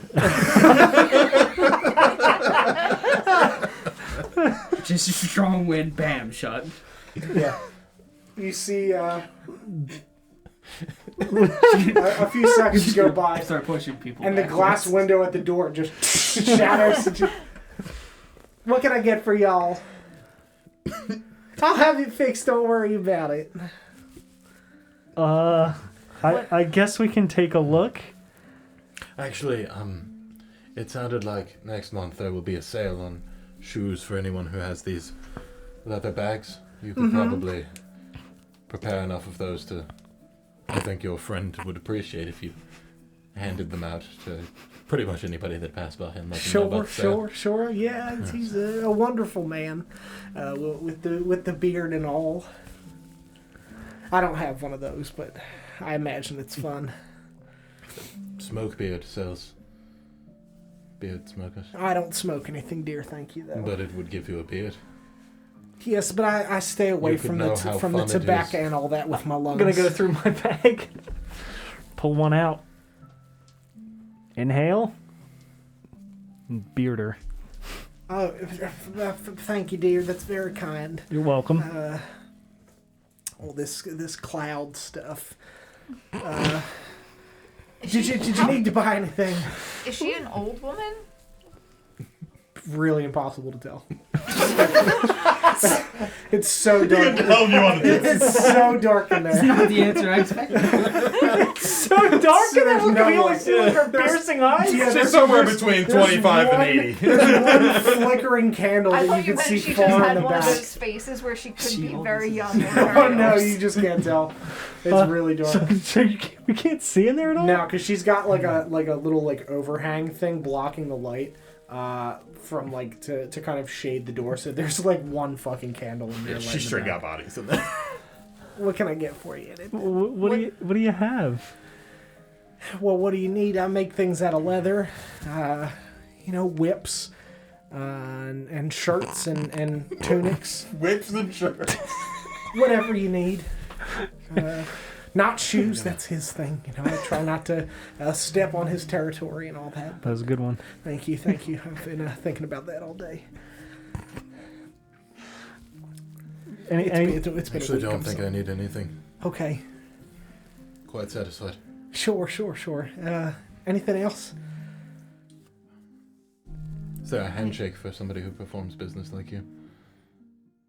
I don't like shaking hands, dearie. So you're saying there's not a handshake, or you're saying you don't tend to perform it? I just don't, I don't like touching the hands of other people.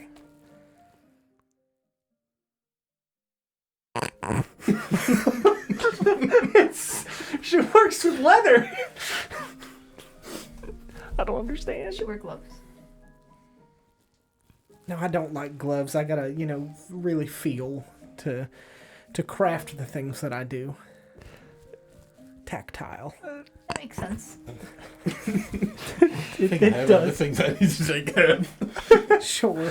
Mr. Pigeon, you help me find Murdoch. I think he can help me with something very important. Will you What? be back at the inn later? Probably. You're certain you don't want to talk about what happened? Not today. You're all right, though? Sure. All right. Mr. Pigeon? Yeah, as you guys are standing there, you see Colbane walk up as you guys like move away from the shops, and the two of you like begin to split off. Ren, Yes. right? Yes. Mm-hmm. So I heard you the other night on the boat talking about boats, ships. Mm-hmm. So I talked to Marcus, and he intends to, when you're done with everything in Greymoor, was it, I think, to try to help me get home to my people and stop the fighting. If you're able to help me and that is successful, I would gladly have my people build a first boat for your people and teach them to sail. I could sail down there myself so they can practice. Yeah, I'd be interested in that. All right. For sure. I'd help you. Cool. Thank you. I really appreciate that. I do very much want to get home, but I couldn't think of anything that I really could offer aside from like my hospitality when, once the war stopped and you were able to visit my homeland, because it is very lovely. But then when I heard you mention the ships, my people are the water people, so we do quite a bit of sailing, and it would be my honor to teach yours how to navigate the waters as well. Of course, yeah. And I'll stretch my hand. Yeah, very good. Sorry to intrude. I just saw you as I was walking, and I figured I would mention it. Have you seen Murdoch? Yes, I think he's back at the tavern. Very good. Very good. We'll start heading that way. Sure. Wave to everybody. Yeah, so Head you that two way. are going. All right, yeah, I'll do you three. Where are the three of you guys going? I want to look for. You want us out of here? Sure. Yeah, and then I'll switch you. Resummon us? Yep. I want to look for a shop that sells snacks. Okay, sure. Snack shop.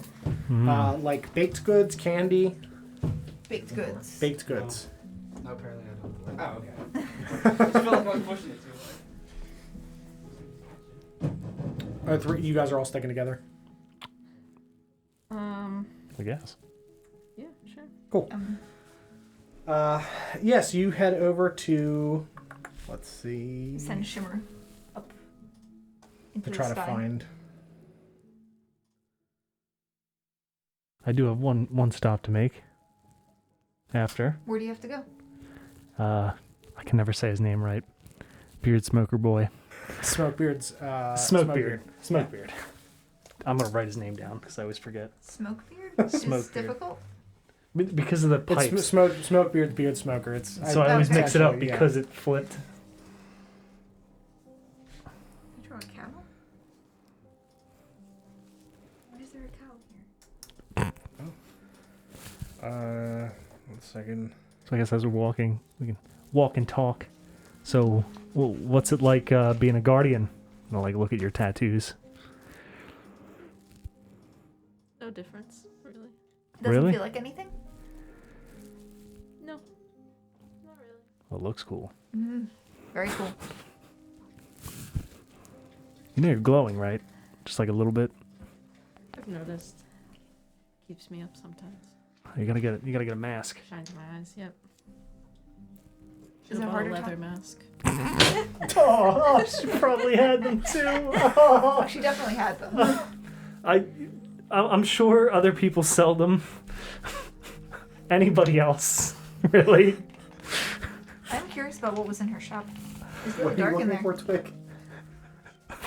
A leather face mask. Wait a second. Leatherface or Face? Leatherface? Leather face. Okay. And you're not talking about a full face. You're just talking about the eye one, right? I mean, it could be a good What about- disguise. Like you know, like the. Have you ever seen those motorcycle helmets with like the cat ears? Like that, but you take it off and then there's an actual cat underneath. With like human ears. Oh my god.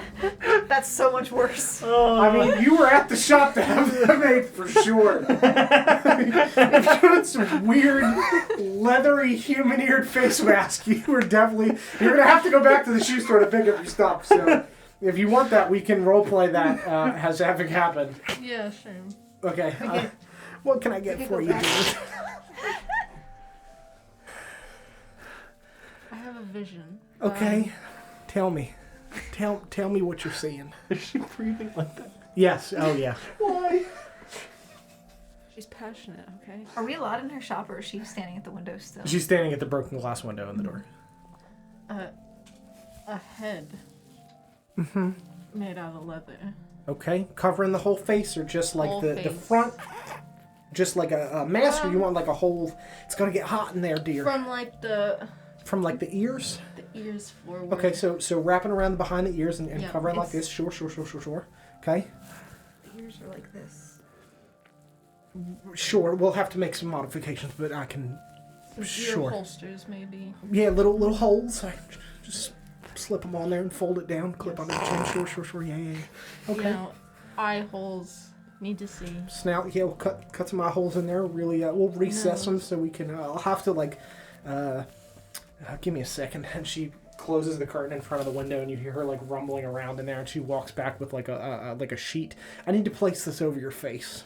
Can I sneak around the back of the store while she's doing this? Yeah, so you walk around the store, and you can see that there is a back door.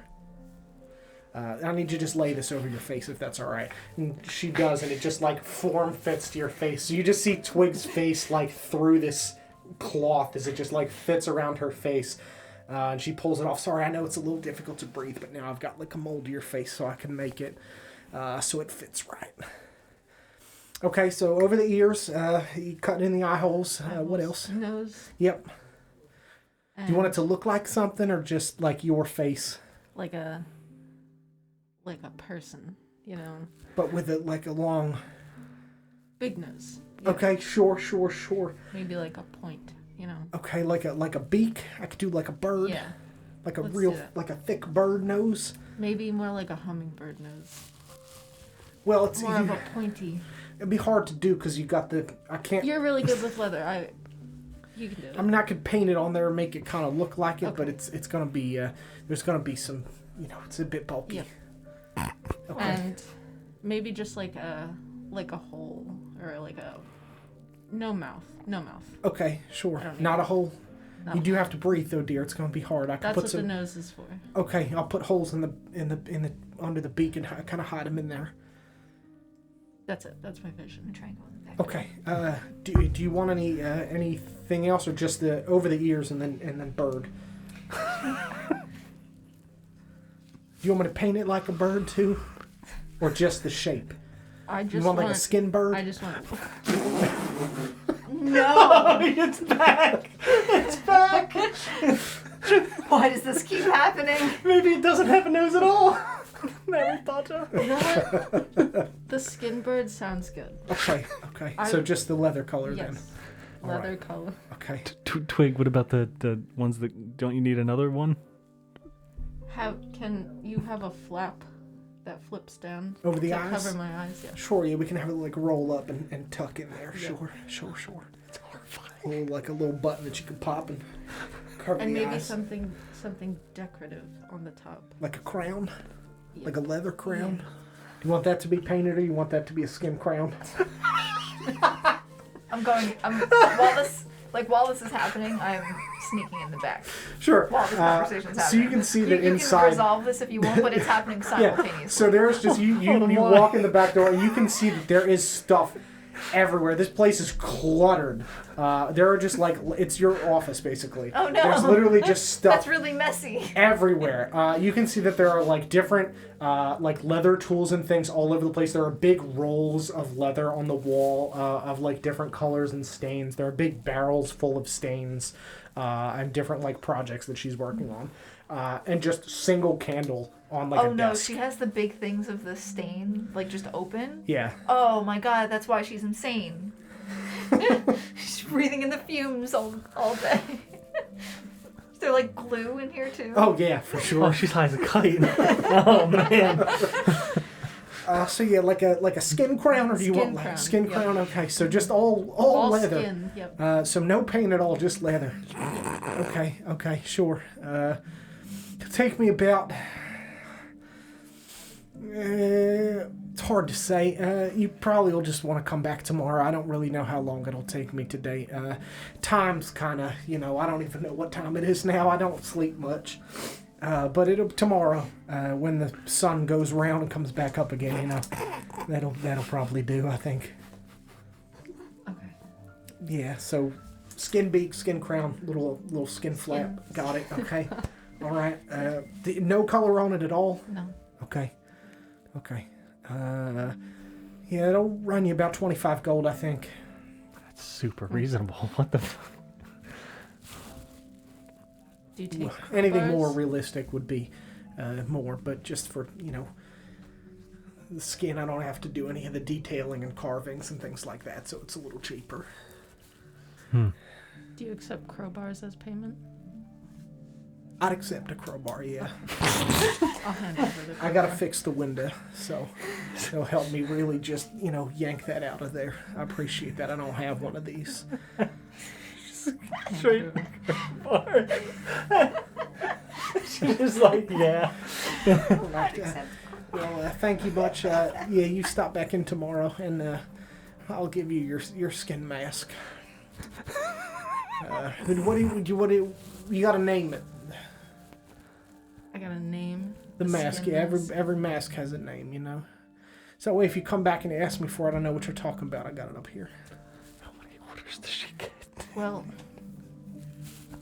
I think I'd like it to be a surprise. For the name? Yeah. Okay. All right. Sure. I got it. So we'll say. So do you leave after that, Dandelion? Mm-hmm. Do you go back outside after that? After you inspect the. I poke around for a little bit. Sure. I'm not really sneaking. Yeah, you're just looking around. I'm just like standing there. Yeah. So for clarity's sake, we're gonna have this be the next day, since this is taking the place over the 4 days that you guys are here. So you come back the next day. And she. Did you want to do anything else in the store? I wasn't sure if she was gonna come in while I was still in there or not. Yeah, she is, and pays literally no mind to you at all. She's, as far as you're aware, not even aware that you're there. I'll just leave out, go through the front, and try to open it. Yeah, it's open. Okay. I wasn't sure if it does. She opened it. Mr. Pigeon slammed it shut. Yeah, but I wasn't sure of thaumaturgy. I guess it doesn't lock. It doesn't I lock. just It just slams. Yeah. Just So open yeah. the front door and walk out. Next day, she walks up, and you can see that the window in the door has been repaired. And she slides open the window. I've got your mask for you, dear. I've named it Skinderella. So if you want anything like this again, you just come back, you open the window, you yell Skinderella, I'll make you another one. I'm gonna try it on. Yeah, it fits perfectly on her face. Yeah. So you can see that it slips over the top of your ears and wraps from like about the halfway point of your face down. You can see because it's kind of like pushed back against the shape of like your brow and cut in, so it's not affecting your vision. You can see like the leather is much thinner around the eye region, so that way you can see and your vision's not impaired. You've got the little rolled up like basically eyebrows that are kind of rolled up that if you flip them, they just have two little flaps in front of the eyes. And it goes down and extends into like the shape of your face and then extends into a long like hooked beak with a little crown with like little cut in edges and like a little circle where like a gem would be, but obviously there is nothing because you had just requested skin. It's like a really messed up. What are they? Like a plague doctor. Yeah. Yeah. I hope that's good for you, dear. It's perfect. All Thank right. you. It looks really good. Well, you enjoy Skinderella anyway. So I'll see y'all next time, okay? You should open a window sometimes. No. It's really stinky in there. All right. You're not wearing it, are you? Yeah. Okay. You know who I think would actually really like this? Mr. Pigeon. You're probably right. Maybe I should give him Skinderella as a gift. It We might could not. share. Well- It will not fit him, for sure. We But could share. custom shaped His to your ears, face. his ears are different. Wasn't Too the big or too small? Too big. Mm, So it would fit over his head, for sure. wouldn't it be good to block the light? We can share. Okay, We're best friends. I see. I gotcha. Maybe he would like to buy one too. Maybe we should buy one. It'd be really hard. I'll to... knock on the window. Yes, dear. We may have another order. Can we Okay. borrow that sheet? No, I'm sorry. It's my only Oh, I one. wasn't there for the sheet actually. Never mind. Okay. Oh, it is. No? That's okay. We'll go. I'm done. Okay. So you guys keep walking. You find a treats that says Terwin's Treats. Mm-hmm. You walk inside. You can see there is a human man. Hello, dear. No, I'm just kidding. Hi, what can I get for you? What are you looking for? I have this, and I hold up the cheese. Uh-huh. This is just cheese. What was it that you had? It's brie. Oh, right. like a- Okay, like sure. a Yeah, like a wheel wheel of of brie. brie. Yeah, got it. Okay. Uh-huh. I need to fix that. You want something cooked with that or to go with it? I have to eat it. Okay. I can recommend you some like harder bread to spread that on. Something I can. Scrape at it with. Yeah. Sure. Yeah. Really Uh, hard. Okay. That'll be 5 silver for a big long loaf of hard bread. Here you go. And Thank he you. hands you like a very long baguette. Crack it open. Yeah. Break off a piece. Can I get anything for anyone else? I'm good. Just dig out some cheese. All right. Enjoy the rest of your day then. You too. You want some cheese?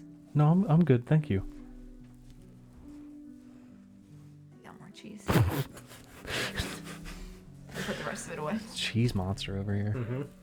Can't just eat the cheese. Where else are we heading? So, did you say this is the next day? We're jumping. Okay, around, so okay, I This gotcha. would be same day, so you wouldn't have the mask at this point. But just for logistics purposes, I'm not going to have you roleplay again with that same person to get the mask. Gotcha. Okay. Smokebeards, yeah? That's where you need to go? And yes, just Smokebeards.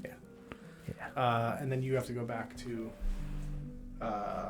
Dudley's. Yeah, Yes, I do. gotta pick up your stuff. Mhm. So Oh, we'll I do that need too. stuff too. Very good. So you go to Smokebeard shop. You walk in, and you see the little gnomish man just like puffing away. Do you have a hello, Mr. Smokebeard? Yes. Do you have any regular pipes?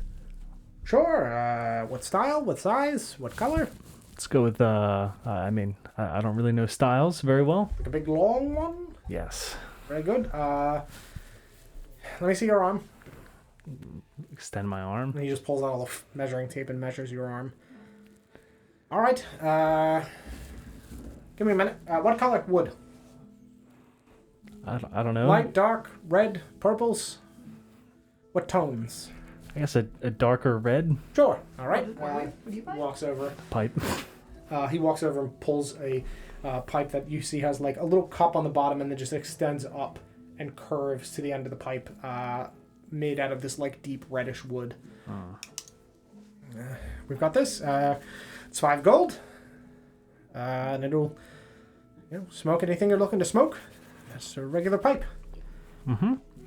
I think you know what I need. Yep. This one. For sure. As well as something to put in it.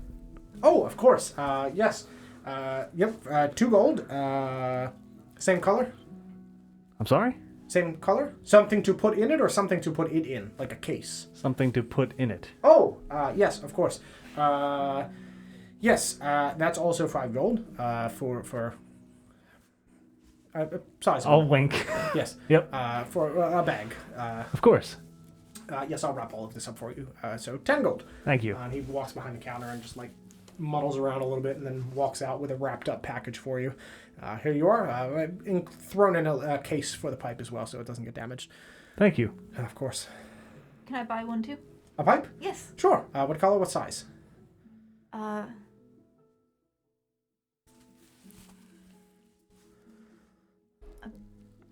big one? Okay. What color? Green. Okay. Sure. He does the same thing and wraps it up in a little case and hands it to you. 5 gold. Hitting 5 gold. Thank you. Anything else for anyone else? You don't think Mr. Pigeon would want one?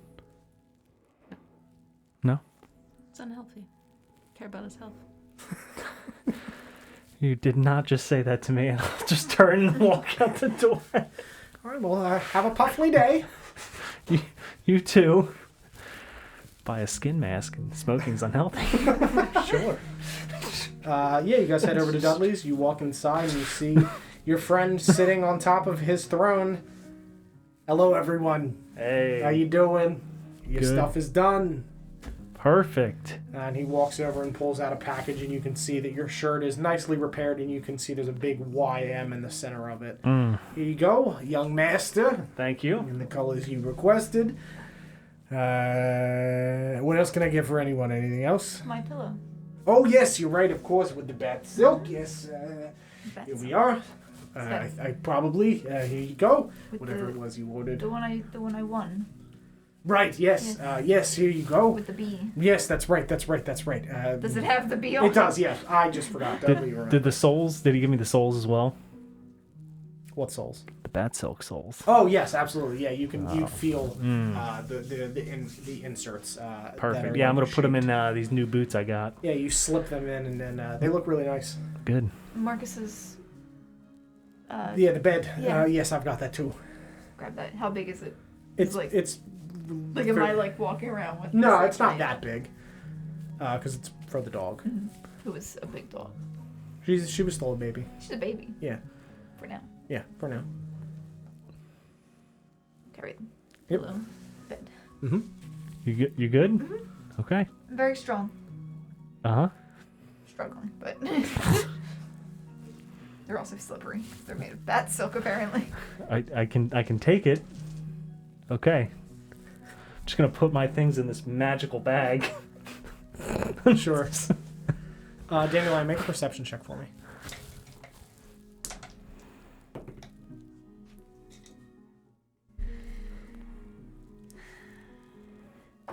Is my perception that high? 7. Okay, thank you. Anything else? Otherwise, you're spending the time in the carnival training. Yeah. I mean, I would have one more thing to do Okay. during the night. Okay, sure. That's really it. Yeah. And we'll roleplay that. seeing Eudoro. Sure. Yep. Yeah. Yeah. We'll role play at least the night thing. Okay. You would have been able to pick up your scrolls successfully. Okay. Perfect. Yeah.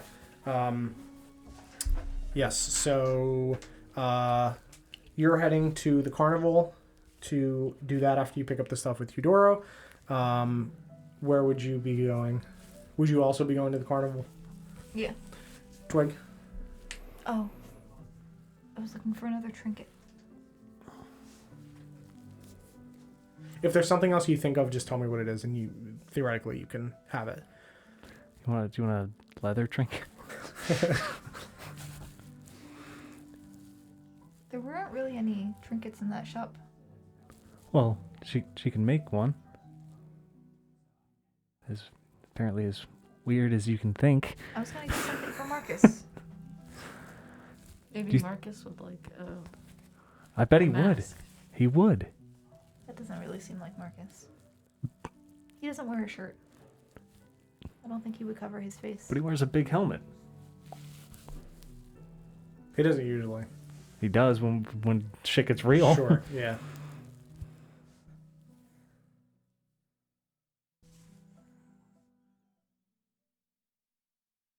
Maybe a bracelet. Sure. I'll let you think of whatever the design you want for that is. But you can definitely get that in the city. I'll say for 2 gold. Twig, where are you going? I'll probably just follow along with. Okay, sure. Dandelion Very good. So you will have been successfully over the 4 days able to train and gain the thing that we talked about. I also want to pick up a second thing of those ingredients from Hidoro. Sure, Just an extra. absolutely. Extra, Yeah, you can get that too.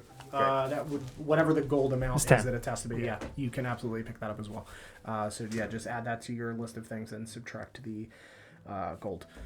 Okay, so we will switch if you can send in Mr. Pigeon and Shay, but you're able to successfully get that proficiency, and you guys are hanging around the carnival for a little bit before you go back to sleep for the night.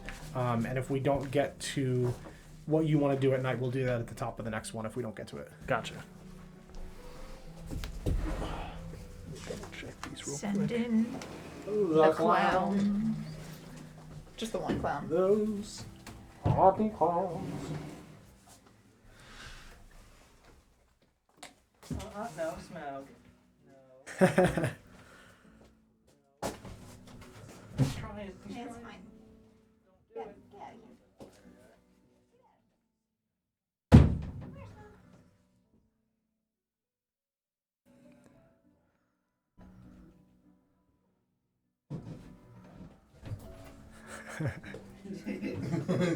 Playing the most dangerous game. He's trying.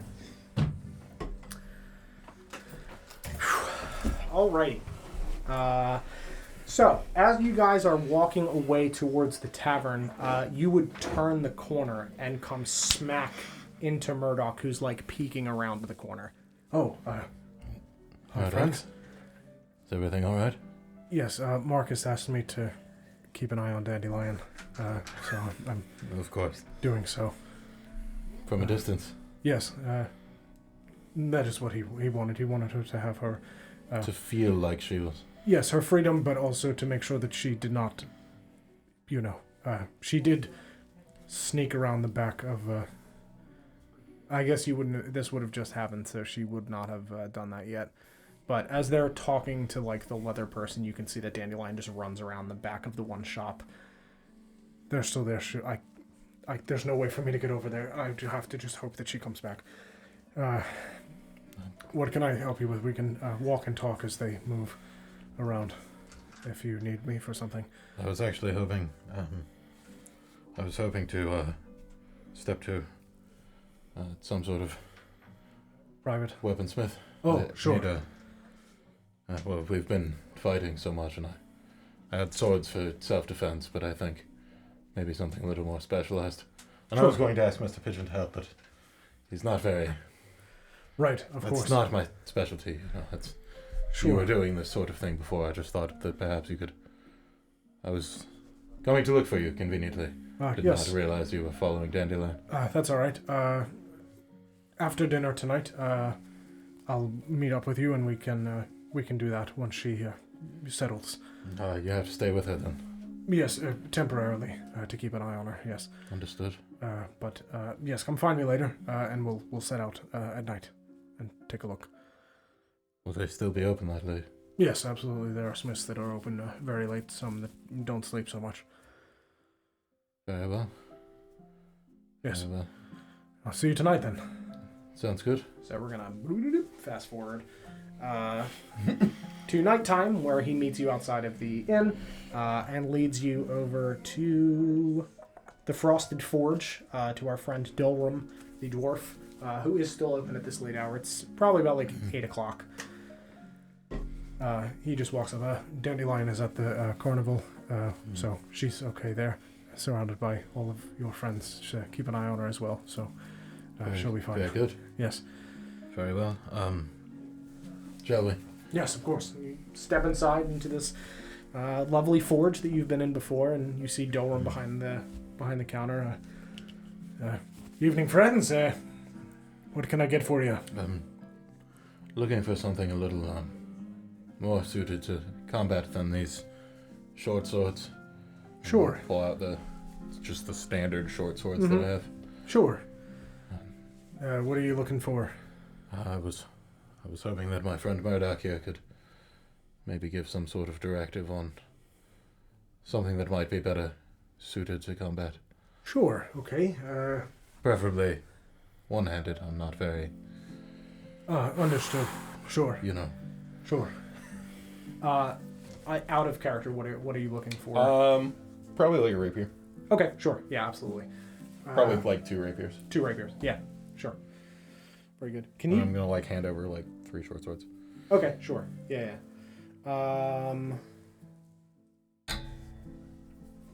Just so have 1 rapier and then have the like extra Yeah, give me rapier a as second. a... Let me look.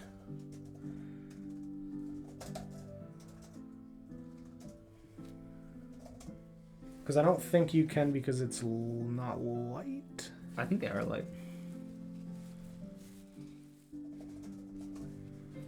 I don't know. Yeah, they're finesse, not light. Oh, okay.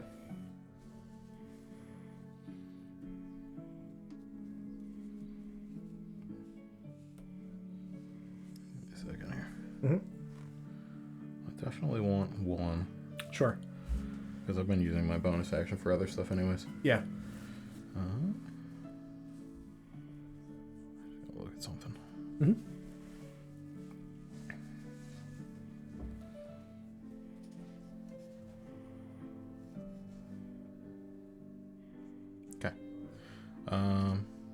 I do have a 3rd short sword that I'm willing to Sure.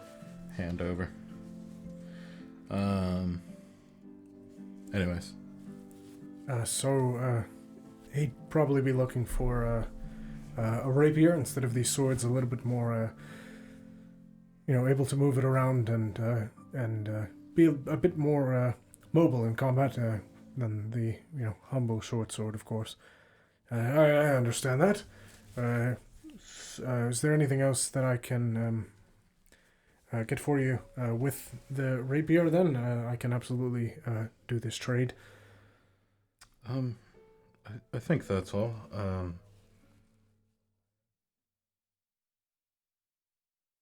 don't know that I would need anything else yet. Murdoch?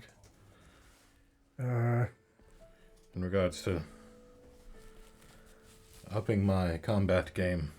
I could throw in 2 daggers if you're in need of those as well, just in case. I don't know that that's necessary. All right, just with the extra metal, if you're looking just to have something extra to carry in case. But that's up to you. Otherwise, I can just do the rapier. Do you happen to need a couple additional daggers? Look up and down and shake my head. Understood. All right, well, just the rapier. Just the rapier? Sure. Do you want any special decor on the hilt or anything? Or Absolutely not. Just plain? Subtle is best. Sure, of course. Understood. Yes, he walks over to the back and lifts one off. This one's freshly made, if you'd like to test the balance of it. Sure. Mr. Pigeon. I'll make a pose. I'm gonna swing past Mr. Pigeon. Sure. I'll make sure I move away too, though. Carefully past Mr. Yeah. Pigeon. It feels good as it cuts through the air. Mm. It feels normal to you and really slices through the air nicely. It Very feels good. balanced and feels like it's good quality. Very good. And how much for this in exchange for the short sword? 5 gold. Understood. I will pass him that. It's just for a simple rapier is totally fine. Greatly appreciated. Of course. I don't need to keep you. It is late. Well, understood. Sometimes I work late if I can't sleep, but it's a beautiful night out. Throw the windows open and just kind of listen to the sounds of the city as I work. Very good. Well, I'll leave you to it. Thank you. I appreciate Of course, sir. Have a lovely wonderful day. craftsmanship. Yeah, I do my best. You most certainly do. Thank you, sir. I appreciate you saying that. Well, you enjoy the rest of your night. You as well. Step back out with Murdoch and Mr. Pigeon. Mm. Yeah. Is that what you needed then? Yes, indeed. I'll walk for a little while without bringing anything up. Sure. Casual, you know? Yeah, Very casual. very casual. About how far between here and the inn? It's probably about like a 15-minute walk, I would say. Is it further if we dodge the leather lady's house? Sure. Beautiful. Yeah.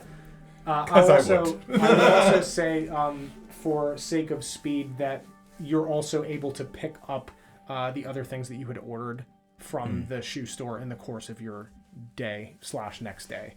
Since we're fast forwarding through 4 days while Marcus is away, you're able to pick those up with no issue. Because Twig ordered a separate thing from said leather lady. Of course. Uh-huh. How'd she... I don't even want to know. Well, you'll see. It's a thing. Understood. Uh, When we get like, I don't know, 5-6 minutes into the walk. sure. Murdoch, Yes. this was not the only thing that I was hoping to catch you for, actually. All I right. do appreciate your help. I did need to take care of this, but the raid the other night, Yes. there was that assassin. I'm sure you heard. Yes. Very peculiar. Yes. Yes.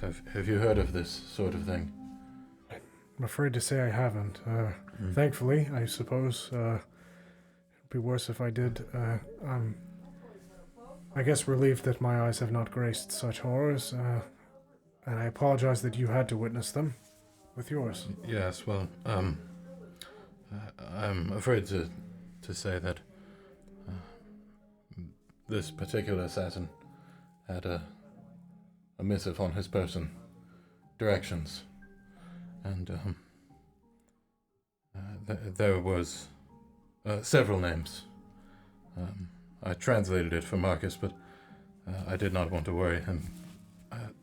Your name was present in this particular missive. In relation to the Black Flowers. Something about being hunted. I'm not certain what it means, but I'm not sure why he'd want to hunt me. I mean, he's not a fan of me. He tolerates me, but I don't know why he'd want to kill me unless something's changed. He can't have found out. I have to assume I'm dead. I don't know that it was the Black Flowers themselves. It seemed as though the assassin was to keep an eye out for somebody else that might be hunting. Again, unfortunately, I don't know what it means, but I know you had mentioned you are... Unfortunately, thankfully not related, but close enough. at least previously associated with Yes. such a family. Yes, it's been quite a time since I've seen him, but clearly his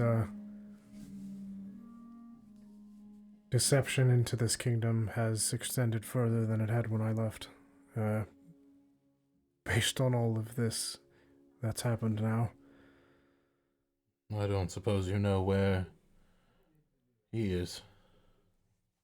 Well, when I left 10 years ago, he was in Greymoor, but 10 years is quite a long time for a man to have built what he's building, and I imagine that he's probably moved at this point and left Greymoor in someone else's hands. He did not keep in touch. No, I haven't heard from him. Thankfully. I haven't heard from my mother either, and I do hope she's okay, but I did fear he would do something if I left and went back. I was sent here to do a job, and I did it, but it was kind of implied for me not to return. I think he wanted me out of the way. Easier to control her.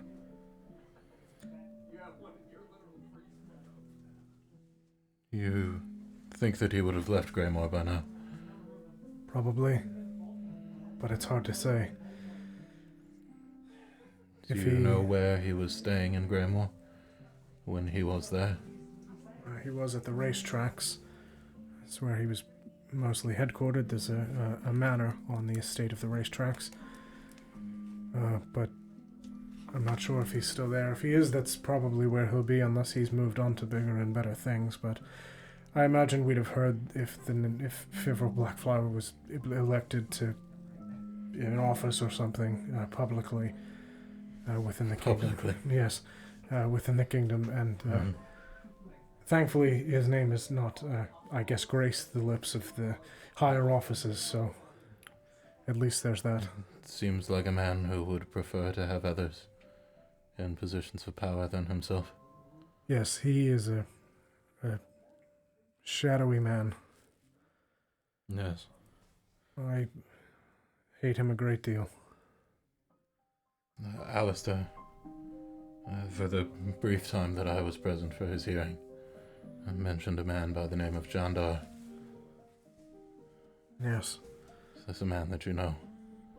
Yes, Duke of Commerce, in Greymoor.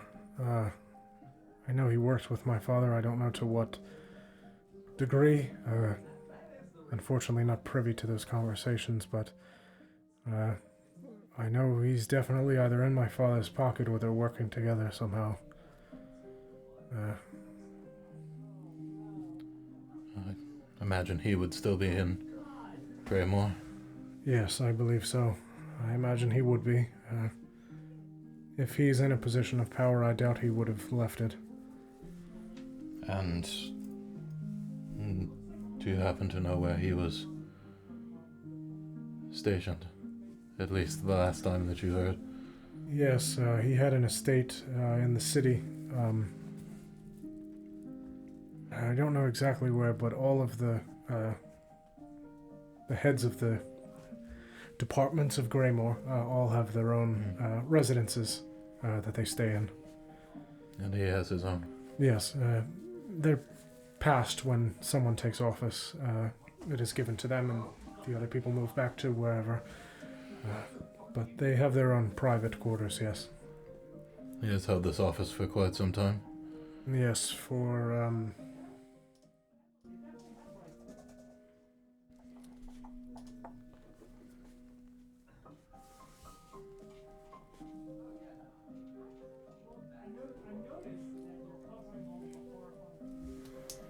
it's 25 years now.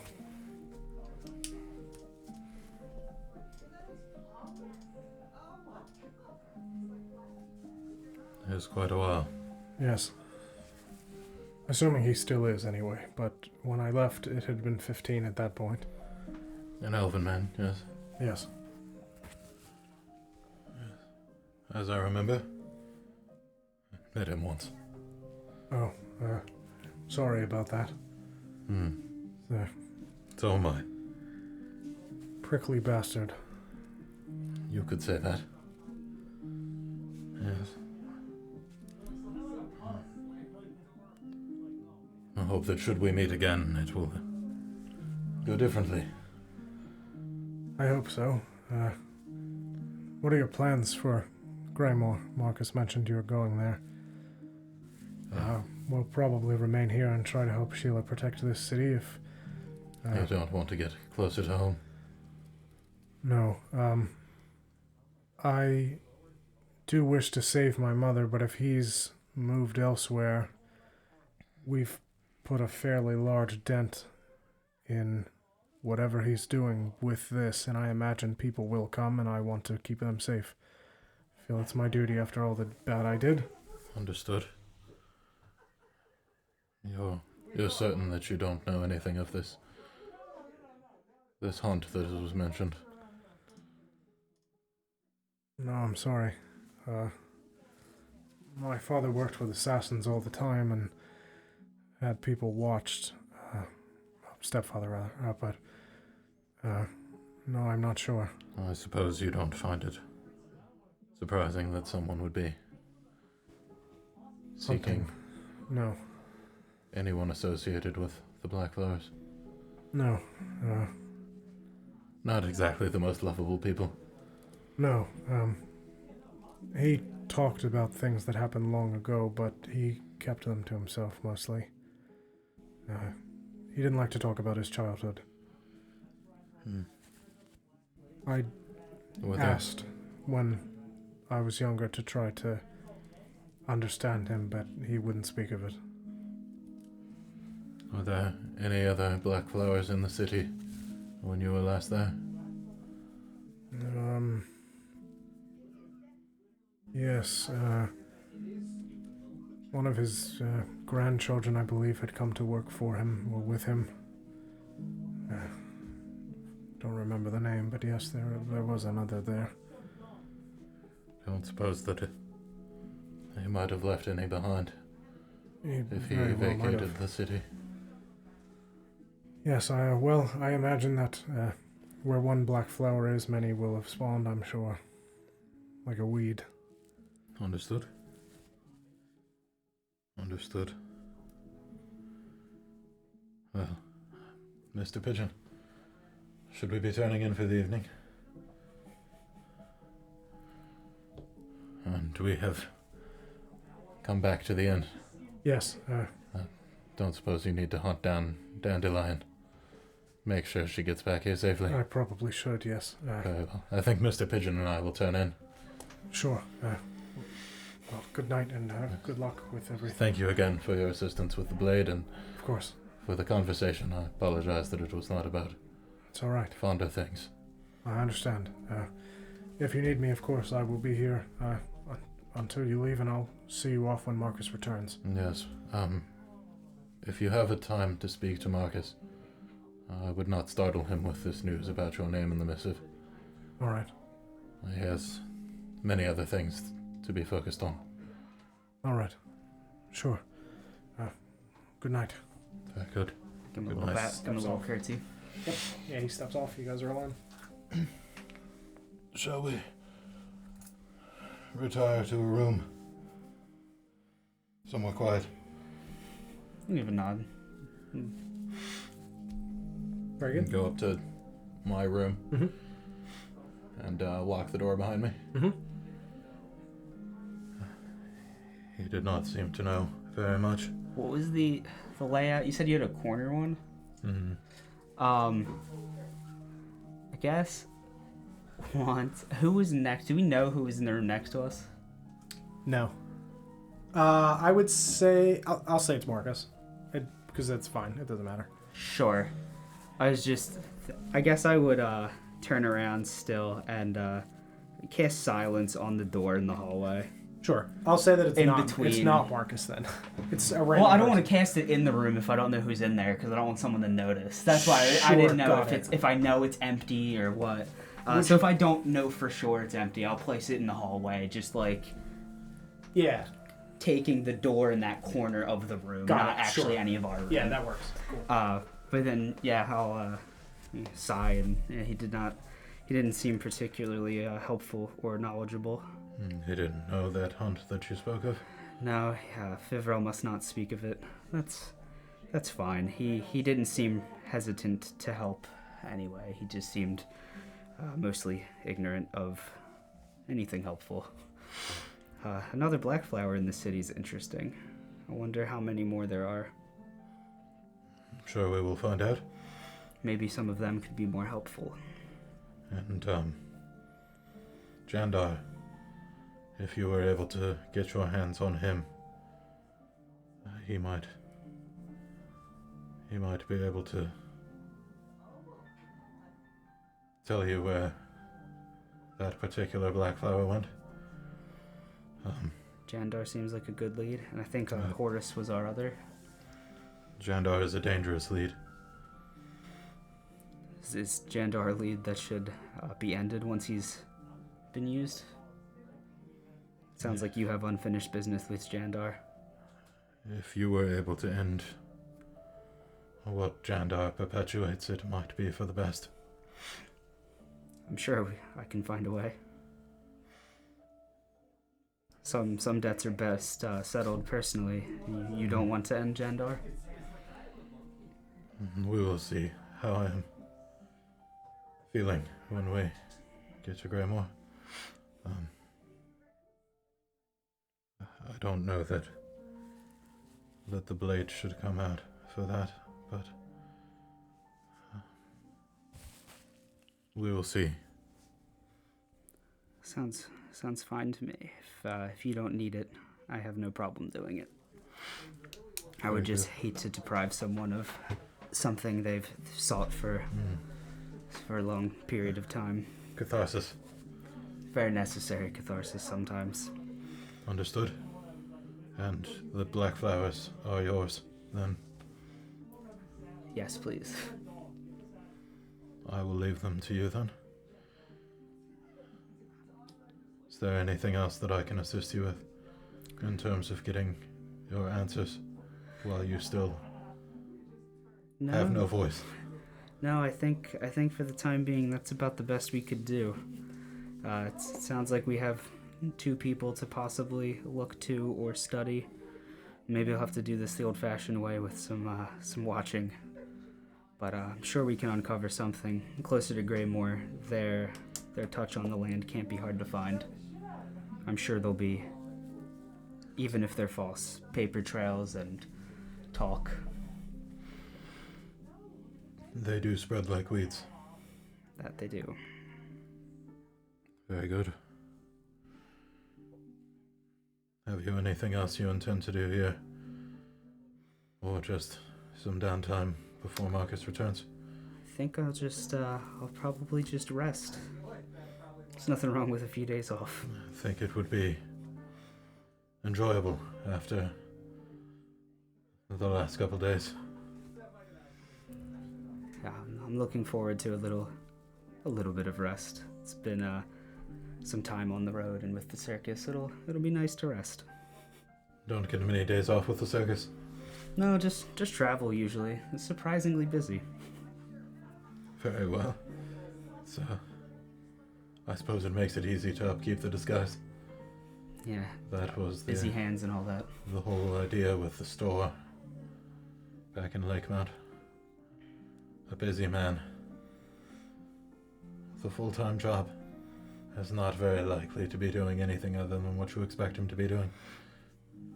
Yep. People with jobs tend to blend in much easier, I found. When your job can become your identity, well, that's even better. The movement was nice as well. I didn't have to remain stationary. Very low risk of setting down my own roots. Yes. I would let my eyes go over into shades of white and gray. I think that maybe with the downtime I might give this cultivator might give Shay a rest. So I just look over the eyes, and it seems it's a neat trick on the thaumaturgy mind, and say it's not quite the same though. It is not the same at all. More akin to the assassin, and I'll outstretch a hand and it will go entirely white. And then I'll change it to a different skin tone. Just like stare at it for a second, and just kind of chuckling what I could do with that. Yes, well, Look up with a grin. Give me your skin. not a gift I can teach, unfortunately. No, I can't imagine. A gift nonetheless. I think at least at one time it was intended to be so. My people have used it otherwise. But Well, what better than to use their own tool against them? There's some poetry in that. yes, I think I think that the hierarchy could use a restructure. Something more for balance than it is for profit, as it is currently. It would be nice to leave something for other people in the wake of the Black Flowers. I can appreciate the sentiment there. While I'll admit my own beef with the Black Flowers is personal in nature. Leaving something behind doesn't sound so bad. Yes. Something to... maybe Marcus has the right of it with taking in these men who once did crime. Reclaim their names. Make something better out of them. Although his methods are questionable. They're questionable. Not all men don't deserve extra chances. I'd say even most can. The Black Flowers will get no more chances, but leaving something egalitarian behind in their wake sounds also poetic in the way that they certainly would not like it. Yes. Some sort of white flower instead. Sure could be. Yes. Maybe no flowers, though. That's probably fair. But white flower could be. We'll work on it. I think we have time. At least until Greymoor. Probably longer. From the sounds of it. How far will you go to find this man? I will go to the ends of the earth. If we don't find him in Greymoor, I will go where we think he is. I need to find him. If he is not in Greymoor, you might have to. You might have to let the others know that you are on some sort of hunt. Yeah, the circus is only going to get me so far. Yes, if you care to keep companionship on this journey. For now, I think that your travel to Greymoor will not be so difficult with the companionship. Yeah, I think you might be right. Still, some disguises, once cultivated, are quite hard to put down. Finding myself a little sentimental with Mr. Pigeon. I've been him for quite some time. Yes. I'll almost be a little sad to put this one away. Yes, should Shay's time come entirely. It will be sad. He is a good man. That was what he was intended to be. And what might his master's name be? June. June. And I'll outstretch a hand and I'll say, well, June, it's nice to meet you. You can call me Greymoor. It is a pleasure. I shall keep that name to myself. I would appreciate that, and I'll likewise. Well, I don't talk, so. I trust you. But if I implicitly. did, I would keep it to myself. Very good. Very good. I think we can both keep a secret. I think that's a safe bet. When the time comes, as I've said before, at least most of our traveling companions, I think, are capable of being trusted, and the young master, he is, I think he will come around. It would probably be easier if you could talk to him, but he might take it from me. Yeah, he's a bit of a thorn in my side, but he's not so bad. Any reason in particular? Or not? There's an abundance of reasons. Look around. It's mostly the blade singing and the sword. It's the art of my people, and he's not one of them.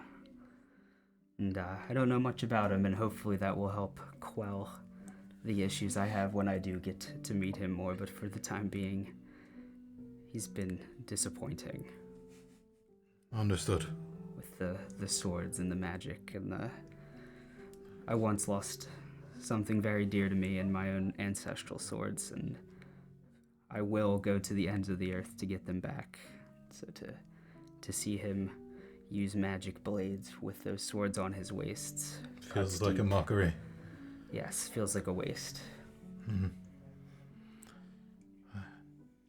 To be fair, maybe he could earn his swords with time. You are That's what I long-lived people, and he is Yes, and a child. even I can't ignore the fact that he can do the magic. Whether I like it or not, he does it, and he seems to do it well. And the swords, I looked them over a while ago. They're not pure. They're modern variations of an ancestral recipe. So he didn't take them from a true family, which is honestly the only reason he's alive. But Understood. I think he could earn what he has in time, and hopefully we can make some peace once I can do a better job than miming at him. Yes. And explain to him with full words the gravity of the situation. He seems like a smart man. And one who is... I don't think they would send him on a political journey if he was not capable of negotiation. Probably not. I think he would understand the gravity of it. Put in perspective, although he had to have learned it from somewhere. Someone who did not think that it was as weighty as you two. Yes, I am holding out for hope that the people who taught him that were not misguided. It's out of the respect for their decision that I tolerate the insult. Although, as I've said, I can't deny the power he wields with the magic, so not as insulting as it first appeared. And hopefully he can grow on me a little more. Whether he realizes it or not, he has grown on me. I don't think he's realized it. No, I don't either. He seemed very upset when I killed that poor wizard boy. I think he is just searching for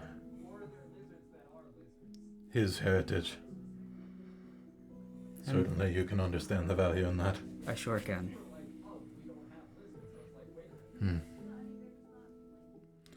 Well, I will leave you to your rest. Sounds good. This was a eventful enough night for me. Yes. Well, I'm glad you didn't have to kill Murdoch after all. Me too. He's no true black flower. Anyone that would mind Dandelion for Marcus is a saint. Yes. Yeah, he's out there doing something. The Lord's work. Yep. That's babysitting Dandelion and Twig. She really thinks she was going to get those slippers with teeth. I've tried to explain money she doesn't understand. I keep it all for her. Perhaps that's the innocence that kept her from dying to the flower. Possibly. To be pure of heart again. I don't remember what it was like to be pure of heart, but if it got her the guardianship, it must be worth something. Perhaps we will see someday. I hope so. She deserves her answers.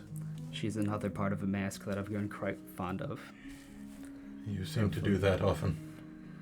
It's hard to spend so much time and not get at least a little attached. Yes. Plus, she's quite good with that rapier. Perhaps she could show me a thing or two. She probably could. I will have to ask. We do have a few days. 4-ish. Several. Several. At least 2 to 4.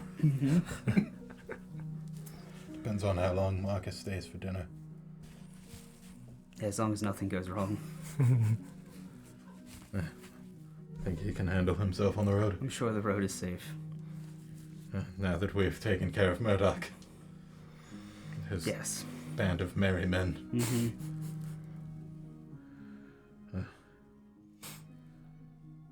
Thank you again.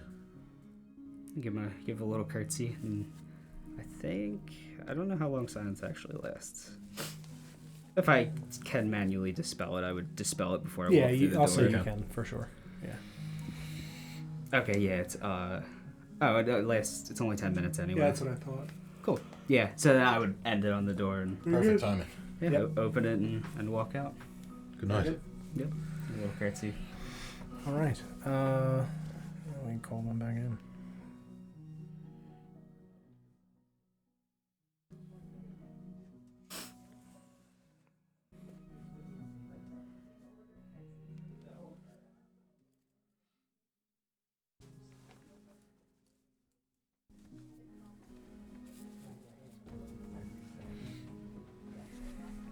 Hello. Oh my god, there's a tavern back here? I know. It's wild. Ridiculous, Dom. You have done this. I'm a higher roller.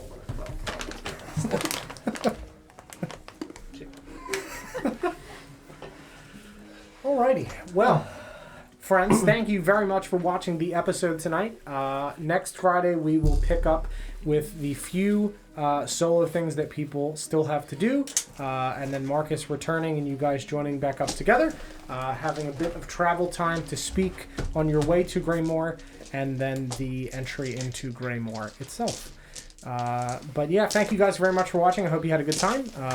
We will be live next on Sunday at 5 p.m. Eastern Time for the Veiled Forests of Orvigo, and then Tuesday again for the City of Oshwamp at 7 p.m. Eastern Time, and then again next Friday with this once more at 7 p.m. Eastern Time. Thank you guys very much, and we'll see you next time. Good night, everybody. Good night. Good night. Bye.